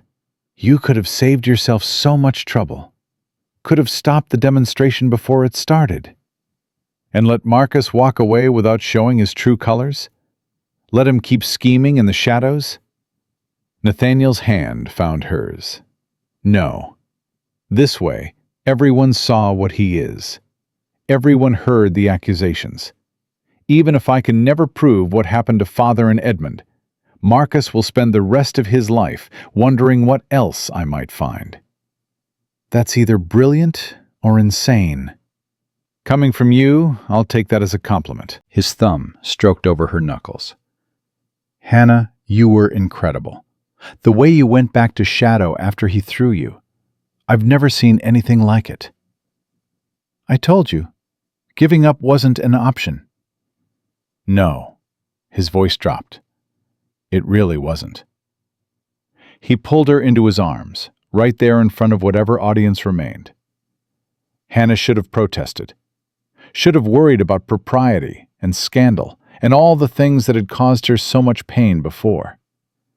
Instead, she held on. "I love you," Nathaniel murmured against her hair. I don't care who knows. I don't care what they say. I love you, Hannah Mercer. And if you'll have me, ask me properly. He pulled back, confusion flickering across his face. What? You said you'd ask me tonight, after this was over. Hannah met his eyes, something fierce and tender blooming in her chest. So ask me, properly. Understanding dawned. Nathaniel's expression softened into something that looked almost like wonder. Slowly, deliberately, he lowered himself to one knee in the dirt of the paddock. Hannah Catherine Mercer. His voice carried clearly, ensuring that anyone still watching would hear every word. I know I'm not what you expected. I know my life is complicated, and my family is a mess. And I come with a grieving horse and a vindictive cousin, and more responsibilities than any sane woman should want to share. Hannah laughed through the tears streaming down her face. You're really selling this. Hush, I'm being romantic. But he was smiling now, that real smile that transformed his whole face. I also know that you are the bravest, most stubborn, most extraordinary person I have ever met. You looked at my brother's broken horse and saw something worth saving. You looked at me and saw something worth loving. And if you'll let me, I want to spend the rest of my life being worthy of that faith. His hands tightened around hers. Marry me. Not because it's practical or sensible or what society expects. Marry me because we choose each other. Because what we've built in the past 17 days matters more than anything I've ever inherited or earned or achieved. Marry me because... Yes, he blinked. I wasn't finished. Yes, you were. Hannah pulled him to his feet. The answer is yes, to all of it. The complications and the responsibilities and the grieving horse and whatever comes next. Yes. Nathaniel's arms came around her, crushing her against his chest. She didn't care about the pain in her ribs, or the scandal they were causing, or the uncertain future stretching ahead of them. All she cared about was this moment, this choice, this man who had looked at a broken woman and seen something worth fighting for. I love you, she whispered against his neck. I love you too. He pulled back just enough to look at her. Even though you didn't let me finish my speech.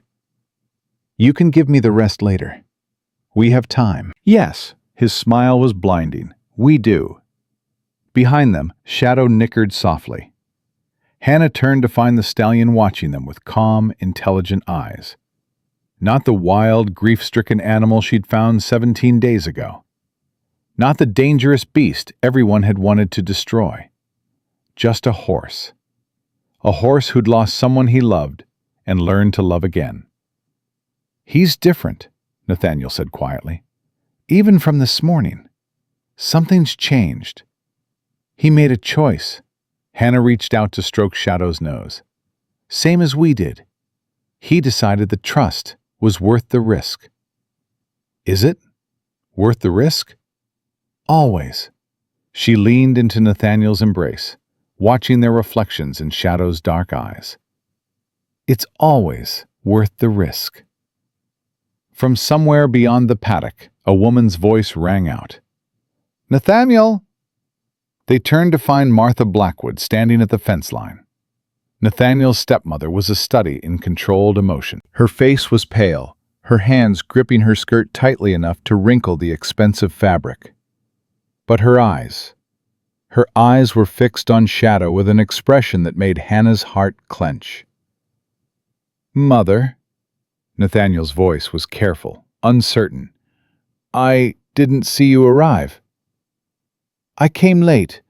I wasn't sure I could... Martha stopped, swallowed. I've been avoiding the stable since Edmund died. I couldn't bear to see his horse. Couldn't bear to remember. I understand. No, you don't. Martha moved toward the paddock gate. I've been a coward, Nathaniel. hiding in the house, while you fought to save the only piece of Edmund we have left. I should have been here, should have helped instead of—" Her voice broke. She pressed a hand to her mouth, struggling for composure. Hannah exchanged a glance with Nathaniel. He nodded slightly, permission to speak. "Mrs. Blackwood," Hannah stepped forward. "Would you like to meet him properly? Shadow, I mean." Martha's eyes widened. "I couldn't. He's only just calmed down. He wouldn't want—" "Let him decide." Hannah held out her hand. "Come on, slow and easy, just like I showed Nathaniel." Martha hesitated. Then, with the jerky movements of someone fighting every instinct, she entered the paddock. Shadow's head came up. His ears swiveled toward the newcomer, assessing, evaluating. "Keep your hands where he can see them," Hannah said softly. "And talk to him. Tell him whatever you need to say." "I don't know what to say." "Then tell him that." Martha stopped a few feet from Shadow, her whole body trembling. "I don't know what to say," she whispered to the horse. "I don't know how to. I've been so angry. At you, at the accident, at God for taking him. I blamed everyone except—" She broke off. Tears were streaming down her face now, destroying her careful composure. "I blamed you for surviving when he didn't. It wasn't fair. It wasn't right. You loved him too, maybe more than any of us." Martha's voice cracked. "I'm sorry, Shadow. I'm so sorry I couldn't look at you. I'm so sorry I let you suffer alone." The stallion's ears came forward. Slowly, carefully, Shadow stepped toward Martha. Hannah held her breath. Nathaniel's hand found hers, gripping tight. Shadow lowered his head and pressed his nose against Martha's chest. The Dowager Duchess made a sound that was half sob, half laugh. Her arms came up to wrap around the horse's neck, and she buried her face in his mane. "I know," she whispered. "I know, boy. I miss him too." Hannah turned away, giving them privacy. Her eyes met Nathaniel's, and she saw her own emotions reflected back. Wonder and grief and hope, all tangled together. "I didn't know she blamed him," Nathaniel said quietly. "She never said. Grief makes us blame things that don't make sense. It's easier than blaming ourselves." "Is that what you did, after your father?" "I blamed everything. The weather, the horse he was training, God, myself for not being there when it happened." Hannah shook her head. "It took a long time to understand that some things just happen, that looking for someone to blame doesn't bring anyone back." "No, it doesn't." Nathaniel's arm tightened around her. "But this helps, knowing there's someone who understands, someone who'll sit with you in the dark." "Is that what I do?" "That's exactly what you do." He pressed a kiss to her temple. "And I'm going to spend the rest of my life being grateful for it." Behind them, Martha finally released Shadow. She turned toward Nathaniel and Hannah, her face blotchy and swollen, but somehow lighter than Hannah had ever seen it. "I owe you both an apology," she said. "I've been so wrapped up in my own grief that I couldn't see what you were building here." "You don't owe us anything," Nathaniel said. "Yes, I do." Martha's gaze moved to Hannah. "Miss Mercer, Hannah, you've done something remarkable. Not just with Shadow, but with my stepson. I haven't seen him this alive since before Edmund died." "He was alive before I got here. I just helped him remember." "Regardless," Martha drew herself up, some of her usual dignity returning. "I heard what happened in the paddock. The proposal. I assume you said yes?" Hannah felt heat climb her cheeks. "I did." "Good." The word was firm, decisive. "Then we have a wedding to plan, and a family to rebuild." Martha's eyes softened. I think Edmund would approve. He always said Nathaniel needed someone who could match his stubbornness. I don't know if that's a compliment or an insult, Hannah managed. Coming from Edmund, it was absolutely a compliment. For the first time, Martha smiled. Welcome to the family, my dear. I suspect you'll fit right in. She walked back toward the house, leaving Hannah and Nathaniel alone with Shadow. The stallion had settled completely now, grazing peacefully, as if the drama of the past hour had never happened. She called me family, Hannah said quietly. I haven't had family since my father died. You have family now. Me, Mother, Shadow. Nathaniel pulled her close. And anyone else we choose to include. That's how the best families work, I think. They're the ones we choose, not just the ones we're born into. Hannah leaned into his embrace, watching their horse graze in the afternoon sun. She'd come here for money, for survival, for one last desperate chance to save her father's land. She'd found something infinitely more precious. Ask me again, she whispered. Ask you what? If it was worth the risk. Nathaniel smiled against her hair. Was it worth the risk? Hannah thought about the falls and the fear and the moments when everything seemed impossible. Thought about midnight grief and morning hope, and the particular miracle of trust rebuilt from ruins. Yes, she said. Every single second of it. 3 months changed everything. Hannah stood in front of the small mirror in her quarters. The same quarters she'd been given on her first day, though they felt different now. Smaller, somehow. Less like temporary housing and more like the last remnants of a life she was about to leave behind. You're shaking. She turned to find Annie in the doorway, holding the simple white dress that would serve as her wedding gown. I'm terrified. That's normal. Annie moved to help her with the buttons. Every bride shakes on her wedding day. Not like this. Hannah's hands wouldn't stay still. What if I'm making a mistake?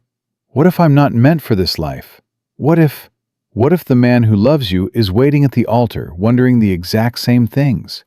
Annie's voice was gentle. Miss Hannah, Mrs. Blackwood to be.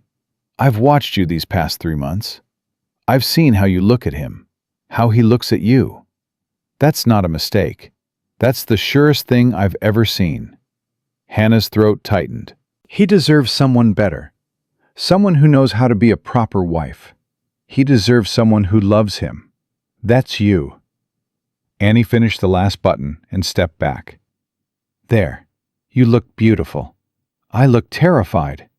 Same thing on a wedding day. A knock at the door made them both jump. Old Jake's weathered face appeared in the gap. Miss Hannah, it's time. Hannah took a deep breath, then another. Her hands were still shaking, but something in her chest had steadied. I'm ready. She wasn't, of course, but she'd learned over the past 3 months that readiness wasn't a feeling. It was a choice. You chose to be ready, and then you acted like you believed it until the belief became real. The wedding was small, intimate, nothing like the grand society affairs that Martha had initially proposed. We don't need 300 witnesses, Nathaniel had said firmly. We need the people who matter. So they'd invited only those, old Jake, who'd become something like a second father to Hannah. Annie, who'd proven herself a friend as well as a servant. A handful of neighbors who'd shown kindness instead of judgment. Martha, who'd surprised everyone by throwing herself into wedding preparations with genuine enthusiasm. And Shadow.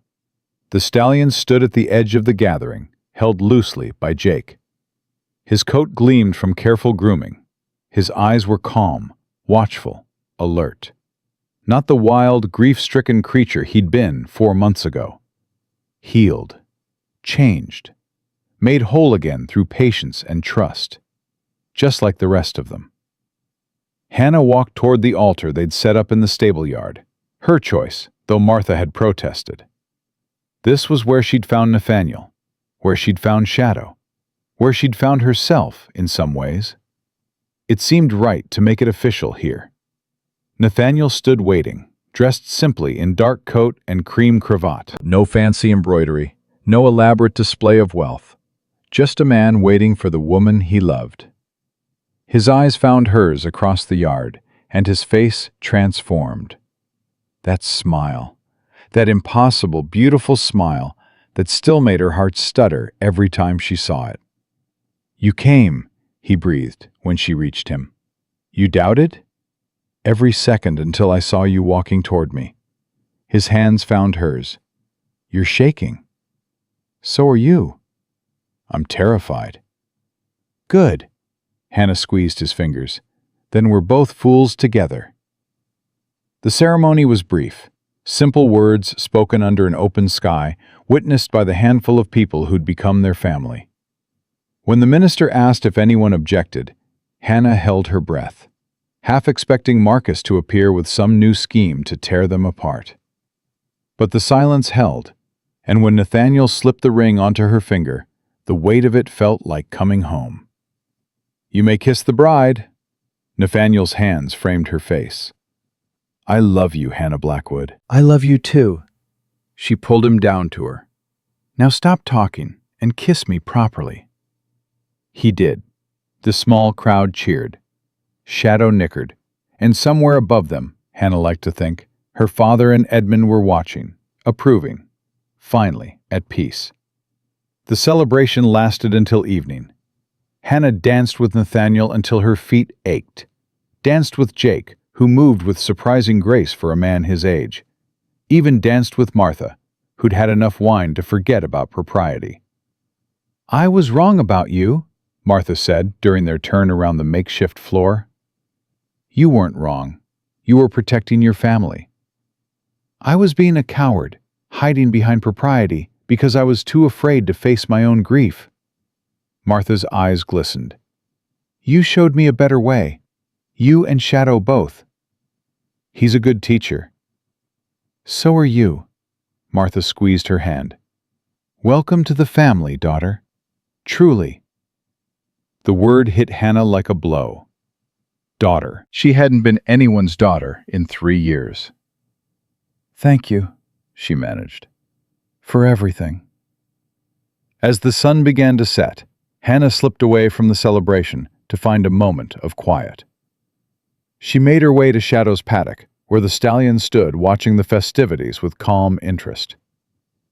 "Hey, boy." She rested her arms on the fence rail. "Some party, huh?" Shadow's ears pricked forward. He ambled over to the fence and pressed his nose against her shoulder. "I know. I can hardly believe it either." Hannah stroked his velvet nose. 4 months ago, I rode onto this property looking for work. Now I'm married to the man who owns it. Life is strange sometimes." The horse nickered softly. "You're the one who made it possible, you know.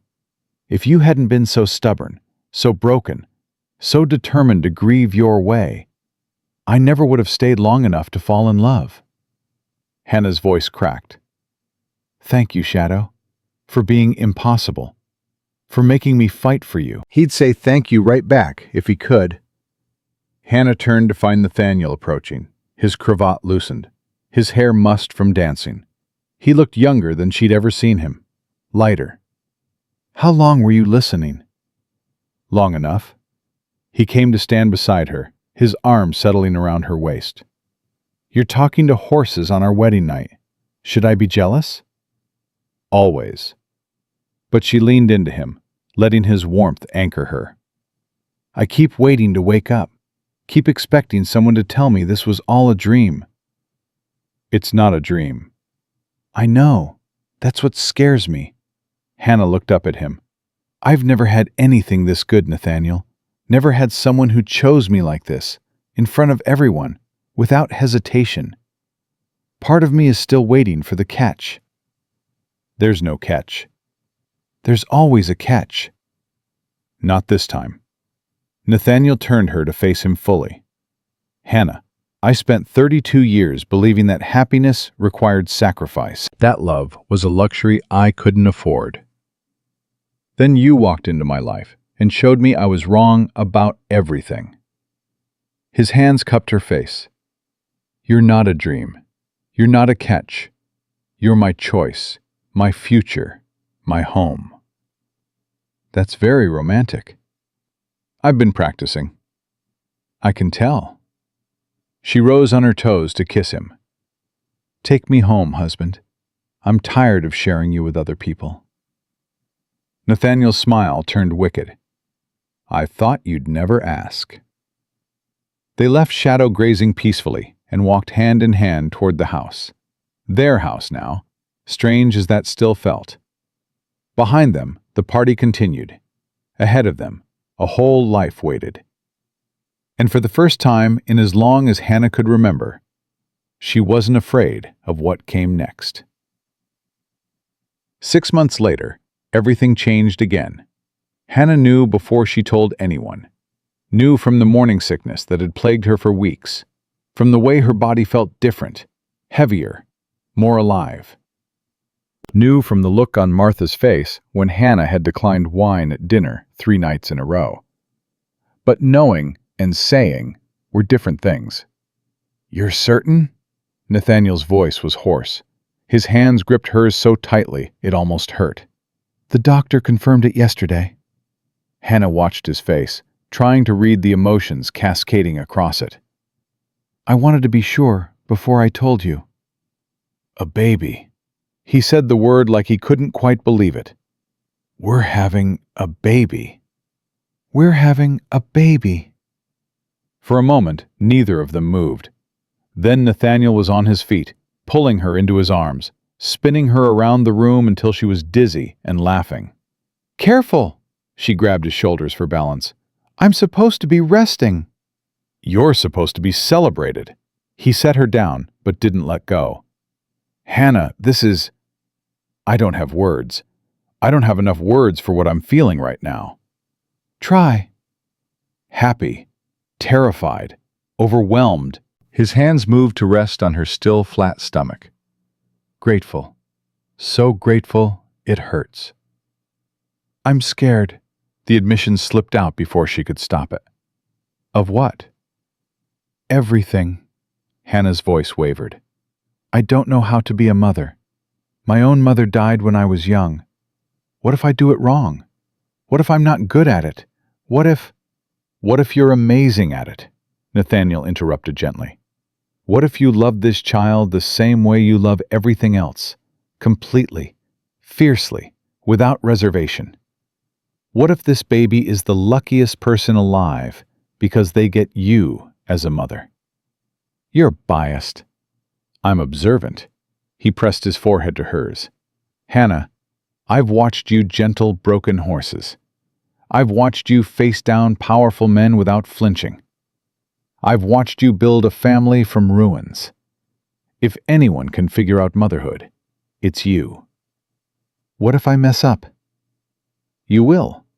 So will I. We'll mess up together and figure it out together and raise this child together. His hands tightened on her waist. That's what marriage is. That's what family is. Not perfection. Just together. Hannah felt tears prick her eyes. When did you get so wise? I learned from the wisest person I know.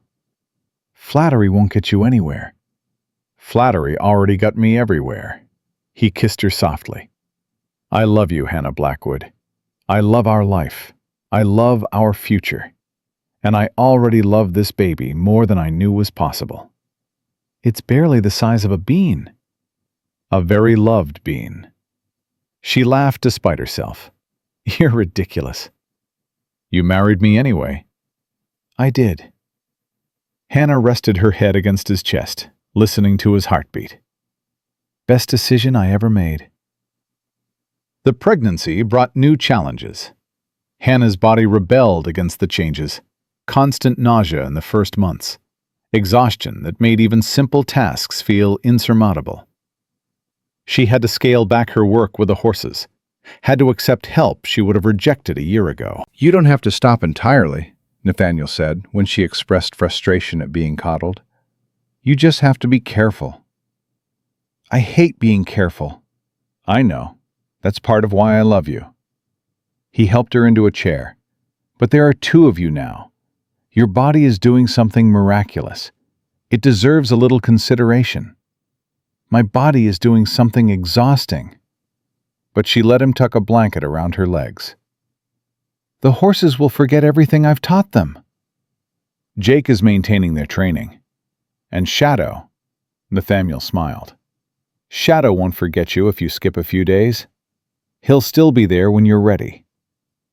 He'll be spoiled. You give him too many treats. Guilty. Nathaniel crouched beside her chair, taking her hand. Hannah, let us take care of you. Martha, Jake, the household staff, everyone wants to help. It's not weakness to accept it. It feels like weakness. I know, but maybe that's something else you can learn to change. He was right, of course. Learning to accept help was harder than any horse she'd ever trained. But slowly, stubbornly, Hannah let the people around her carry some of her weight.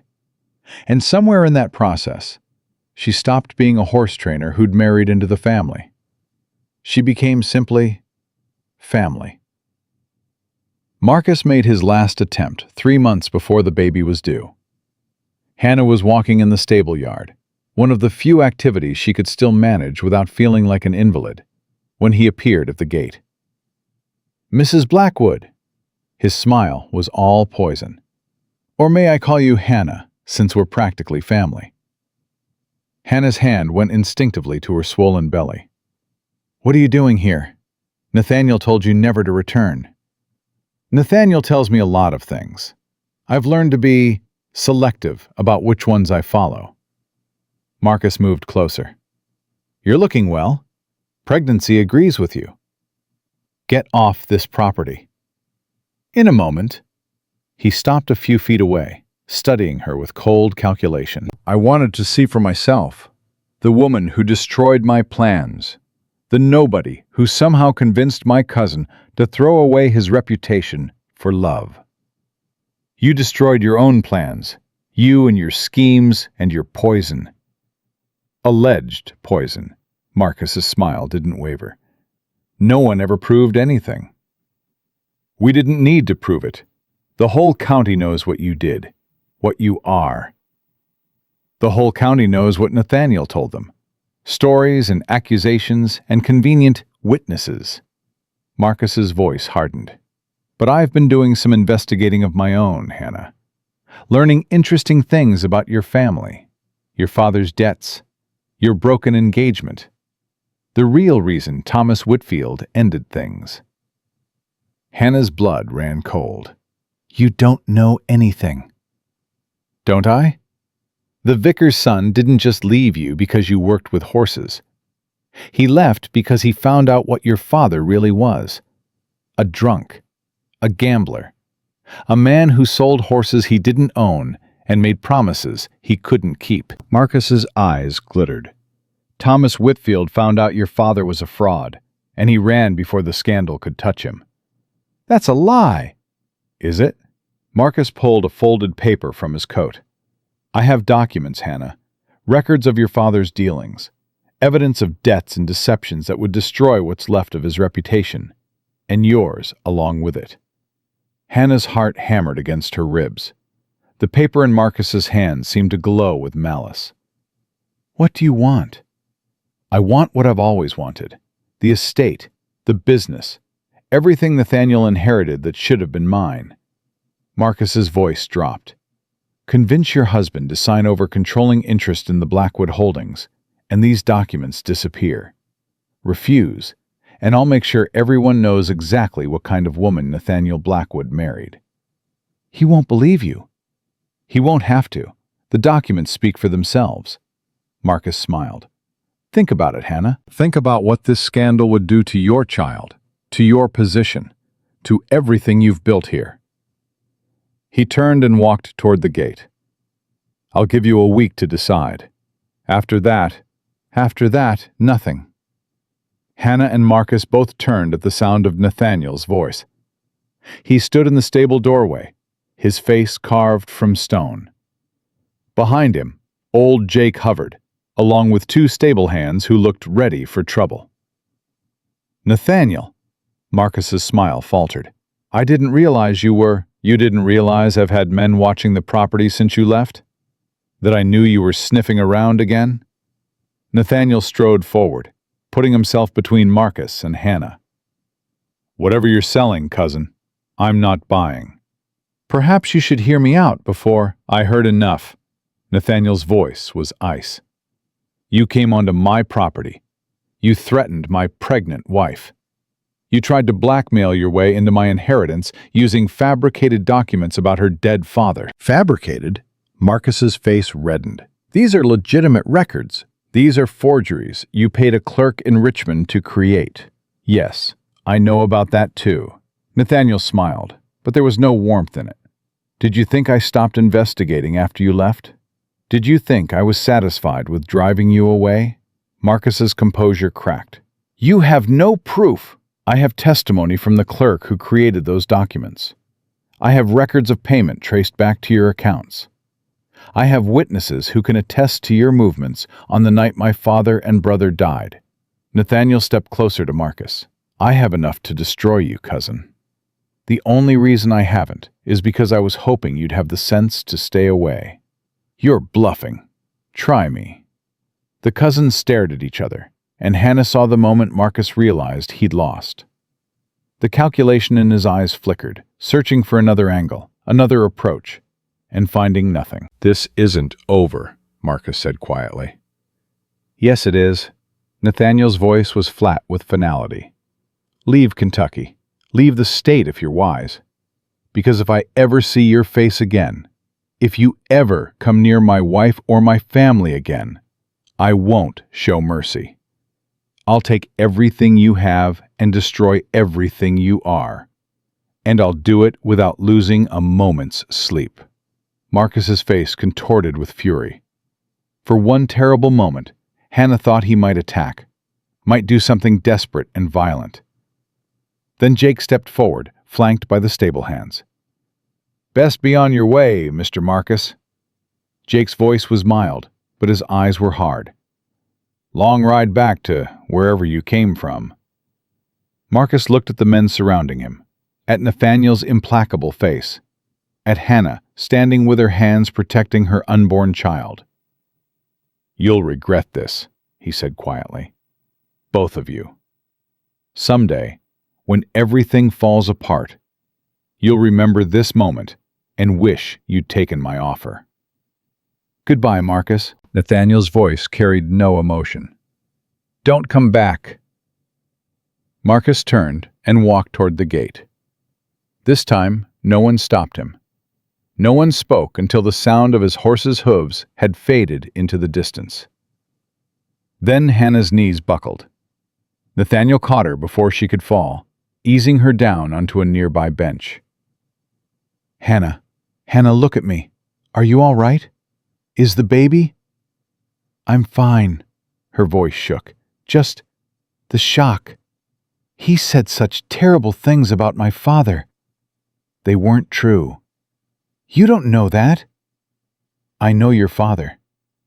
Nathaniel crouched before her, taking her hands. "I know him through you, through Jake, through everyone who ever worked with him. Samuel Mercer was a good man. A little impractical, maybe. A little bad with money. But not a fraud. Not a cheat. The documents were forgeries. I had them investigated weeks ago, when I first learned Marcus was having them created." Nathaniel's grip tightened. "Hannah, there's nothing in your past that could shame me. Nothing that could make me love you less. Marcus was grasping at straws, trying to hurt you because he couldn't hurt me any other way." Hannah felt tears spilling down her cheeks. "I was so scared. When he said those things about Papa—" "I know. I'm sorry. I should have been here sooner." Nathaniel wiped her tears with gentle fingers. "But it's over now. He's gone. He won't come back." "How can you be sure?" "Because he knows I meant every word. Nathaniel's jaw hardened. I've spent months building a case against him. Evidence of his involvement in the accident that killed Father and Edmund. Evidence of his schemes and sabotage. If he ever shows his face again, I'll have him arrested for attempted murder. Hannah stared at him. You never told me. I didn't want to burden you while you were pregnant. Didn't want you worrying about Marcus when you should be focusing on the baby. He looked away. Maybe that was wrong. Maybe I should have been honest. You were trying to protect me. I was trying to protect all of us. His eyes returned to hers. You, the baby, Mother, this family we've built. I would do anything to keep you safe, Hannah. Anything at all. Hannah reached up to cup his face. I know. That's one of the reasons I love you. Only one of the reasons? The list is very long. She managed a watery smile. We should probably go inside. Martha will be worried. Martha can wait. Nathaniel helped her to her feet, keeping his arm around her. I need a moment. Just us. They stood together in the stable yard, holding on to each other while the fear slowly ebbed. Behind them, Shadow watched from his paddock, calm and steady and whole. Thank you, Hannah whispered. For what? For fighting for me. For us. For this family. She rested her head against his chest. For being the man Edmund believed you could be. Nathaniel's arms tightened around her. I'm trying. Every day, I'm trying. I know. Hannah looked up at him. And that's all any of us can do. 2 months later, their daughter was born. Hannah labored for 18 hours, long enough that Nathaniel wore a path in the hallway carpet, and Martha threatened to sedate him for his own good. But when the baby's first cry split the silence, all of that disappeared. A girl, the doctor announced, placing the squalling infant in Hannah's arms. Healthy and strong. Hannah looked down at her daughter, at the dark hair and the tiny fingers and the face screwed up with newborn indignation, and felt her heart crack open. She's perfect, she whispered. Nathaniel, she's perfect. He was beside her in an instant, tears streaming down his face, his hand trembling as he touched their daughter's cheek. She looks like you, he managed. She looks like herself. Hannah couldn't stop staring. What should we call her? They'd discussed names for months without reaching a decision. Now, looking at this miracle in her arms, Hannah suddenly knew. Hope, she said quietly. Her name is Hope. Nathaniel made a sound that might have been a laugh or a sob. Hope Blackwood. It's perfect. It's true. Hannah looked up at him with tears in her eyes. That's what she is. Hope. For all of us. For everything we've built. For everything we're going to build together. Martha appeared in the doorway, her face wet with tears. May I? Hannah nodded, and Martha approached the bed with the careful reverence of someone entering a church. When she looked down at her granddaughter, something in her expression shifted, softened, healed. Edmund would have loved her, Martha whispered.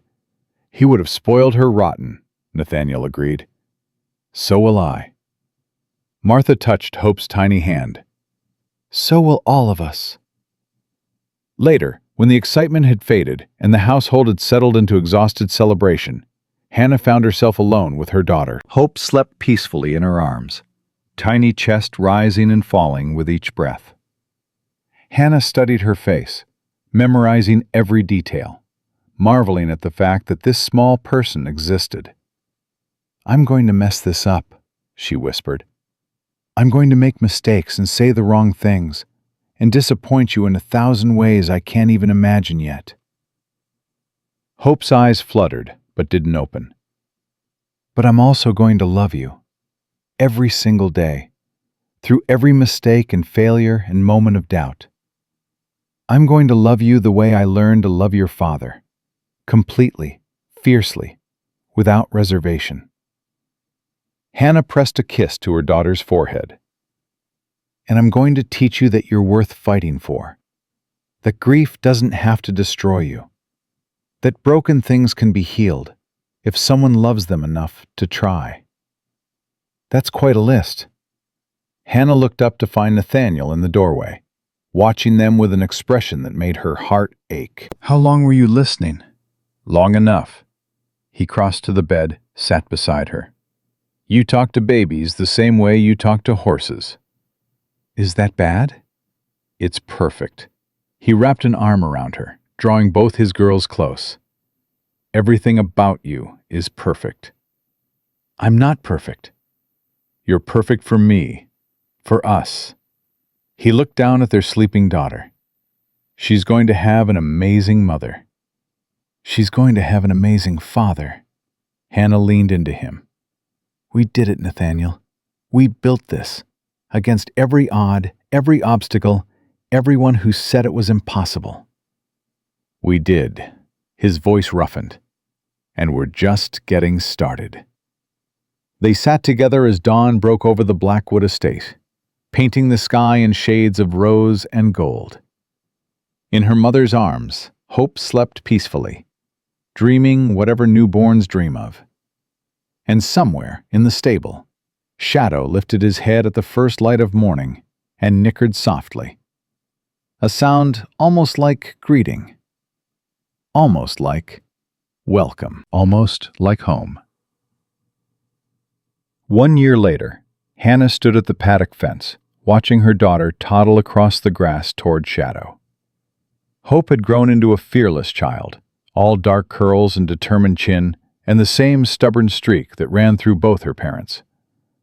At 14 months, she was already obsessed with horses, would scream to be carried to the stables every morning, would reach her chubby arms toward any animal that came near. Careful, sweetheart. Hannah kept her voice calm, though her heart raced. Gentle touches. Remember what Mama taught you.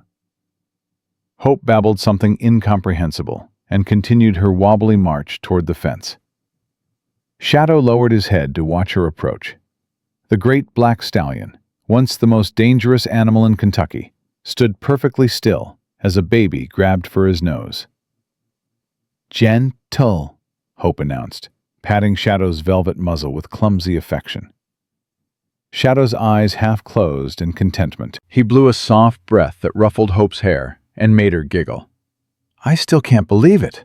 Nathaniel appeared beside Hannah, sliding an arm around her waist. After everything, after all that grief and rage, he's letting a baby maul him. He knows she's family. Hannah leaned into her husband. He's always known. The horse that killed a man is now the gentlest creature on the property. He didn't kill Samuel Thompson because he was vicious. He killed him because he was in pain. Hannah watched Hope continue her clumsy petting, Shadow standing patient as stone. Once the pain healed, the violence disappeared. You make it sound simple. It is simple. She looked up at him. That's the whole secret, Nathaniel. Love heals pain. Trust rebuilds what fear destroys. It's simple. It's just not easy. No. His arm tightened around her. It's definitely not easy. But it's worth it.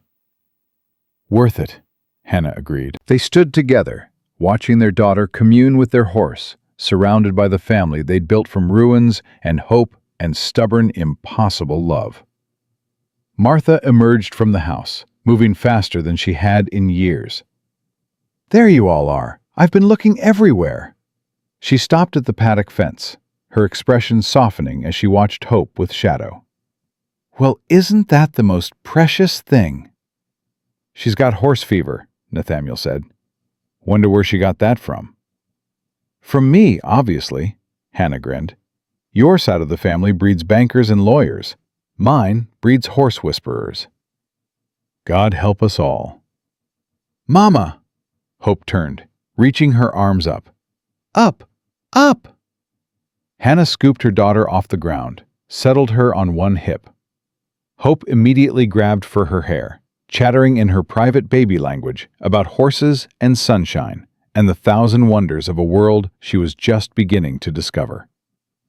"She'll be riding before she's 2, Martha predicted. "Mark my words, this child has no fear." "She gets that from her mother, too," Nathaniel murmured. "I have plenty of fear." Hannah pressed a kiss to Hope's head. "I've just learned not to let it stop me." Shadow whickered, nudging at the fence, clearly wanting more attention from his smallest admirer. Hope squealed with delight and reached for him again.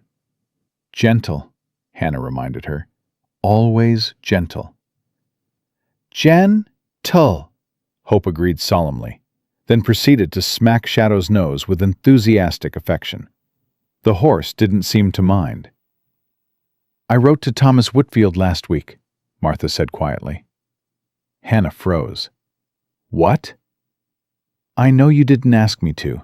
I know it's not my place." Martha's chin lifted. "But I wanted him to know what he gave up. Wanted him to know exactly who you've become. The woman my son loves. The mother of my grandchild. The person who healed our family when we were too broken to heal ourselves." "Martha." "He wrote back yesterday." Martha reached into her pocket, pulled out a folded letter. "I thought you should read it." Hannah took the letter with numb fingers. She didn't want to read it, didn't want to care about Thomas Whitfield's opinion anymore. But she opened it anyway. The handwriting was familiar, neat and precise, the penmanship of a man trained for public life. She scanned the words quickly, her heart pounding. "Dear Mrs. Blackwood, I received your letter with considerable surprise. I confess I had not thought about Hannah Mercer, Hannah Blackwood now, in some time. But your words stirred memories I had thought long buried. I wronged her. I know that now, though I lacked the courage to admit it then. She deserved better than a man who chose comfort over conviction, safety over love. I am glad she has found happiness, glad she has found a family that values what I was too blind to see.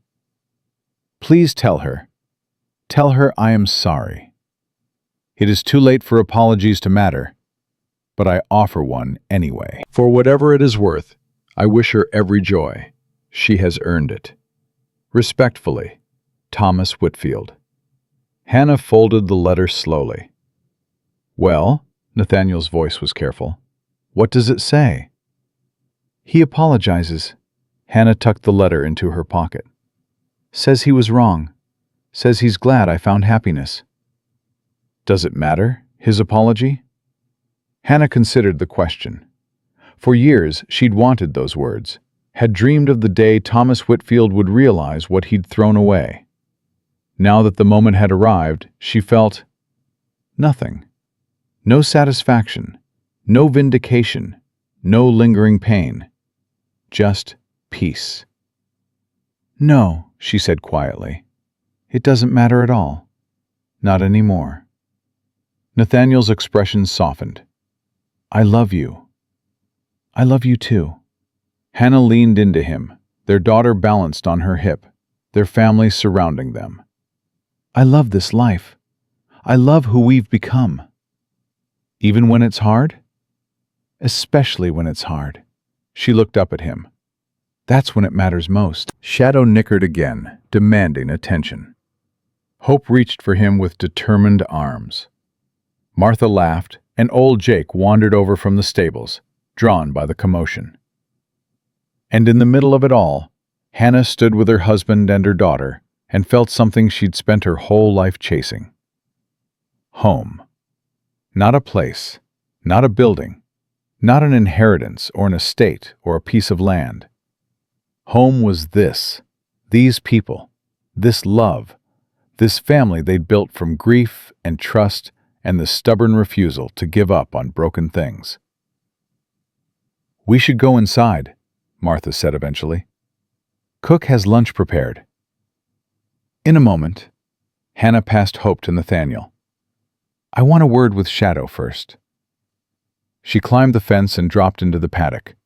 Shadow came to her immediately, pressing his nose against her shoulder, the way he'd done 1,000 times before. "Thank you," she whispered, "for being impossible, for making me fight, for bringing me here." Shadow blew warm breath against her neck. "We made it, boy. Both of us, against every odd." Hannah wrapped her arms around his neck. "We survived the grief. We learned to trust again. We found people worth fighting for." The stallion stood perfectly still, accepting her embrace the way he accepted everything now, with patience and trust and the quiet confidence of an animal who knew he was loved. "Good boy," Hannah breathed. "Such a good, brave boy." When she climbed back over the fence, Nathaniel was watching her with that expression she'd come to know so well. Wonder and love, and something that looked almost like reverence. "What?" she asked. "Nothing." He pulled her close with his free arm, hope balanced on his other hip. "Just grateful. Every day, I'm grateful." Hannah rested her head against his chest, listening to his heartbeat, feeling their daughter's warmth between them. She'd come to this place looking for work, for money, for one last desperate chance to save her father's land. She'd found something infinitely more precious. A horse who'd taught her that grief could be survived. A man who'd shown her that trust could be rebuilt. A family who'd proven that broken things could become whole again, if someone loved them enough to try. "Let's go home," she said. Nathaniel smiled and pressed a kiss to her hair. "We're already there." And they were. Against every odd, every obstacle, every voice that said it was impossible, they were finally, completely, irrevocably home. Thank you for staying with Hannah and Nathaniel's story until the very end. Their journey reminds us that the bravest thing we can do is choose love, even when it's terrifying, even when the world says it's impossible, even when every reasonable voice tells us to walk away.